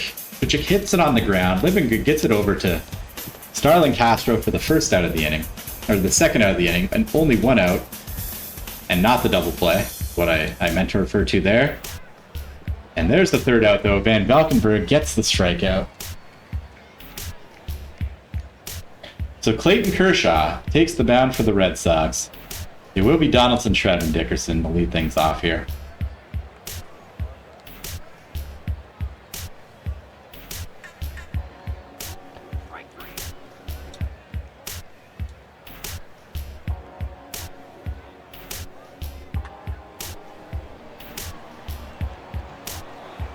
Mike Trout gets on. All right, so let's see. So Kershaw, yeah, 55-55. I don't think we need to run early on here. Let's just let Dickerson try to swing, not run into any outs. Beltran getting a chance from the cleanup spot. And he is struck out on a full count offering for Clayton Kershaw. So Vance Van Valkenburg will work the second inning versus Adrian Beltre, Ian Kinsler, and Andrelton Simmons, the full count. Picks up a strikeout. 0-2 to Ian Kinsler. Back-to-back strikeouts for Vance Van Valkenburg, and the full count offering to Andrelton Simmons. He has struck out the side. Good job. Let's go. Starlin Castro, Justin Livingood, Matt Davidson for the home half of the second versus Clayton Kershaw. Castro swinging first pitch is a ground ball out to the second baseman. Justin Livingood climbs in. He's just going to watch the third strike go by, so Matt Davidson will get a chance with 2 outs in the second inning, the 1-0. And that will be a ground ball to the sure-handed Andrelton Simmons. It is a 1-2-3 inning for Clayton Kershaw.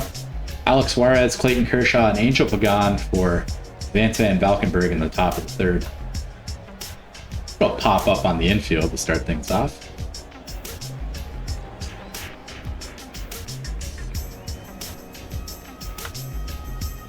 Kershaw hits it over to Livingood. He plays it on to first for the second out.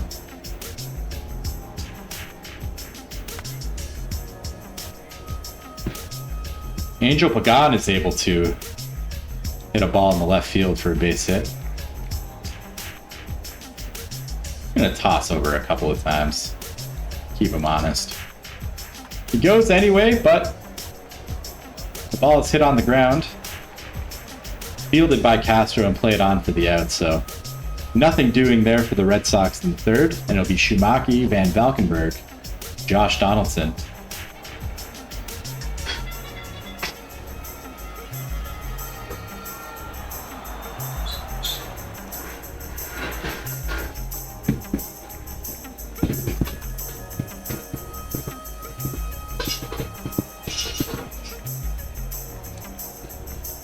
All right, JD batting with 2 gone. He works a full count. But he's swinging through strike 3. So that's that for the third inning. We're going to go to the fourth. Grichuk, Davis, and Beltre. Van Valkenburg cruising along, only allowing the 1 hit so far, but there's another one.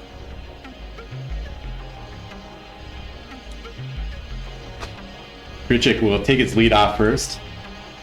Chris Davis, who hits it in the air to right field, right into the corner, but it will be caught. Carlos Beltran's there. Beltre swinging first pitch into the gap. Trout gets the ball. He's going to get it in. And it will actually score a run. Randall Grichuk is able to score on that ball that gets into the left center field gap. Vance Van Valkenburg now faces Ian Kinsler with a man in scoring position. Gets a ground ball over to Livingood for the second out of the inning. And Simmons is a strikeout. So that's 3. So it's going to be Trout, Dickerson, and Beltran. Let's try to get that back. That's the plan. Here's Trout.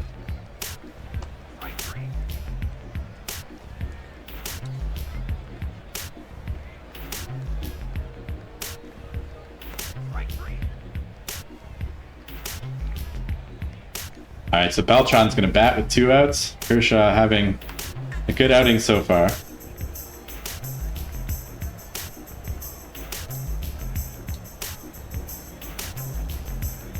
Really would like for my guys to start working the count so we can try to get into the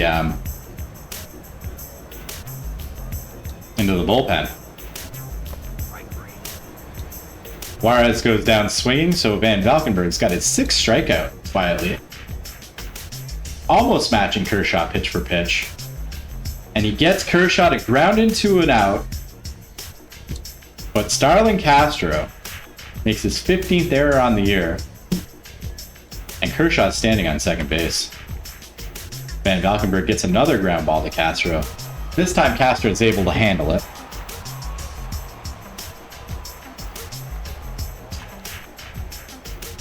And there we go. So he gets out of the inning. He does strand the base runner that reached on the air. Will be Castro, Livingood, and Davidson. Van Valkenburg is on 61 pitches with the 1 walk and the 3 hits.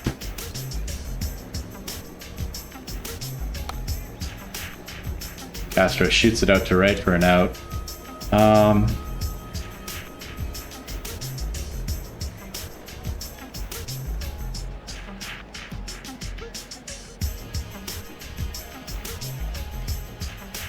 Might be a hitter by hitter situation.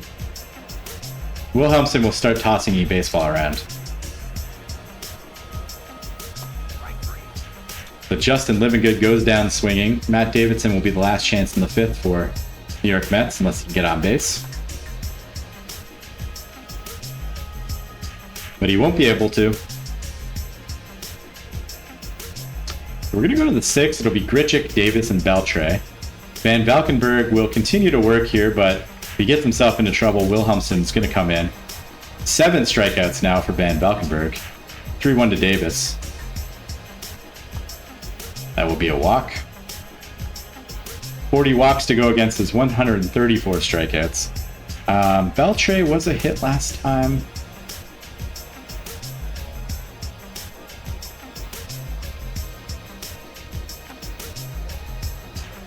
Beltre is able to get another hit. That's going to be the day, I think, for Vance Van Valkenburg. He does a much better job than he did last time. We're going to hope that Tom Wilhelmsen can get us out of this little jam we're in here. It's going to be an 0-2. Gets Kinsler, so the first part of the equation has been completed. Now he's got to get Simmons. 2-0. Hits that ball in the air, so Tom Wilhelmsen is able to do his job. Strand those runners and give us a chance to get back into this ball game. It's just a 1-0 deficit at this point, so game obviously well within reach. Bottom of the order, I think this is a job for Brad Peak. Actually, I think maybe Ryan Cook. Ryan Cook should be able to handle this.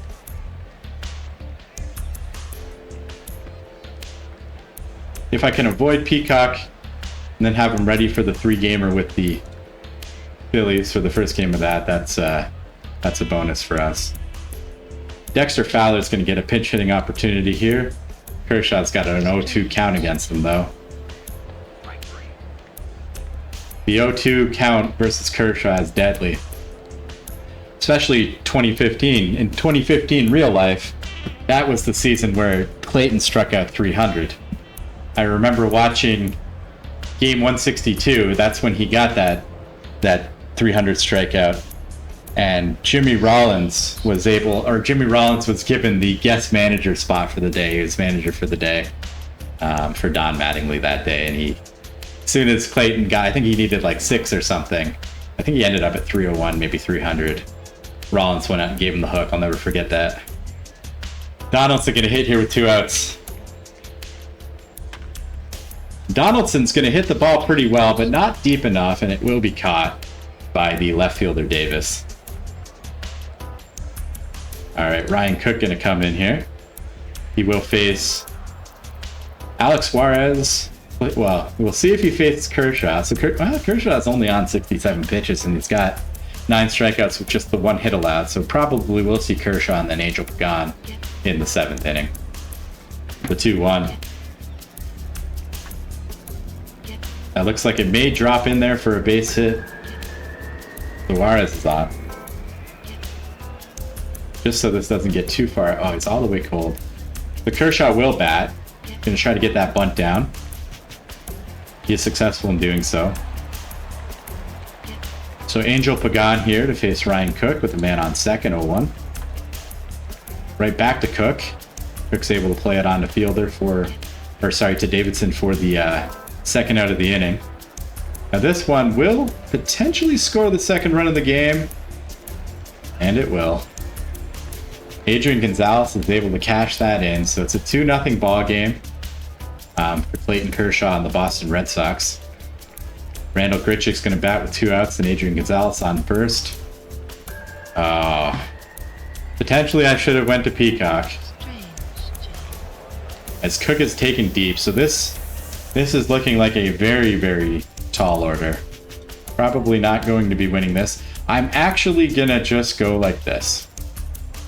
There's less of a reason to use Brad Peacock now.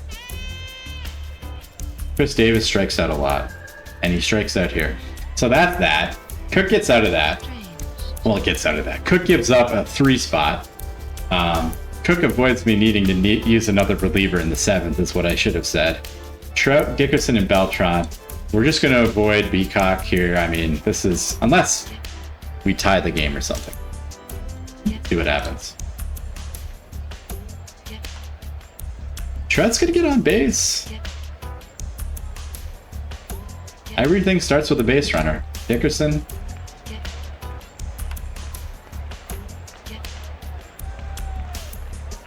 Kershaw's able to get him. Here's Beltran.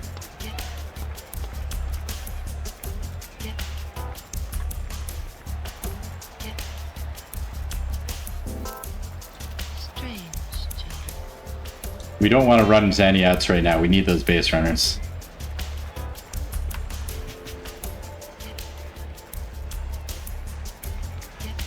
Castro can't do anything, so here's Living Good. We're just going to let him take his chance here. Swinging first pitch. Gets under it.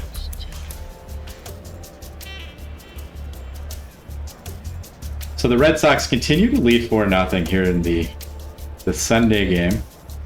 Wells will come in. It's going to be Beltre, Ian Kinsler, and Andrelton Simmons.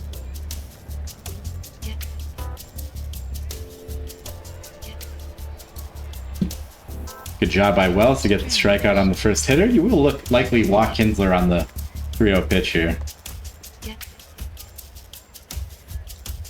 So Kinsler trots down to first for Simmons. So one thing, my backup catcher has great catcher ability. He's got some home run pop, but his arm is not great. So he does get run on. And Wells is just having a hard time even keeping the game where it is. That doesn't score a run, but he's going to have to bear down here if he does want to keep this 4-0 game for us. Does he get... He does get the double play. The more rare 6-3 double play. Kershaw going to remain out there for the bottom of the 8th. I guess Marshall will just pitch the 9th. Davison, Shumaki, and then the pitcher spot, that will probably be Miguel Gonzalez. Well, Davidson gets on with a double.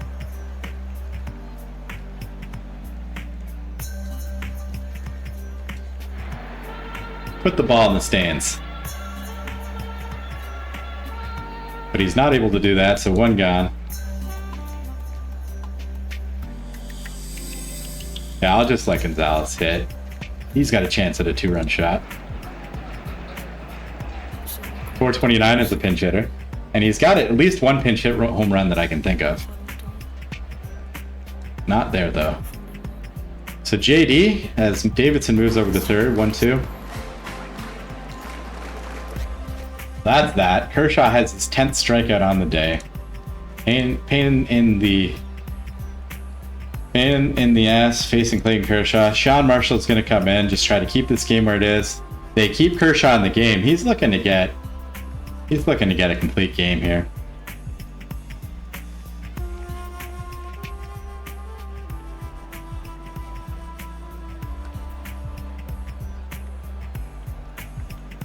He puts a little exclamation point on his day by muscling a single into right field. Magan strikes out on a full count, though. And then Gonzalez hits one, and another 6-3 double play is recorded. All right, so Trout, Dickerson, and Beltran are going to be our last chance versus Kershaw. Trout's got a couple hits off him. Trout's got 3 hits off him.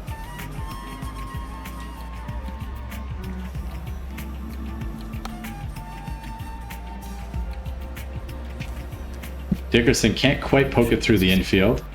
Hits into a fielder's choice to get on first. Beltran, and this is the curveball Uncle Charlie was thrown for the 11th strikeout. Very nice pitching line for Clayton Kershaw. So Starlin Castro's getting the last chance here in the 9th. It's going to hit it in the air, but not deep enough, and will be caught. Clayton Kershaw is able to throw a complete game shutout versus us. Sad face, a little bit. But we managed 5 hits against him only. Mike Trout has 3 of those 5 hits. So always tough when you're going to run into an ace at the peak of his powers. We countered, like Van Valkenburg had a decent outing. Like if it was a game where we were, able to do some damage offensively, it wouldn't have been so bad. He goes 5 1/3, giving up 1 run on 4 hits. Gets 7 strikeouts with the 2 walks. The bullpen was okay other than Ryan Cook, who gave up the big bomb, but yeah, so that's that. Obviously, Kershaw's going to get the player of the game. So that will be where I go to for today. So that's going to take us up to this Philadelphia Phillies series. This time it'll be at home.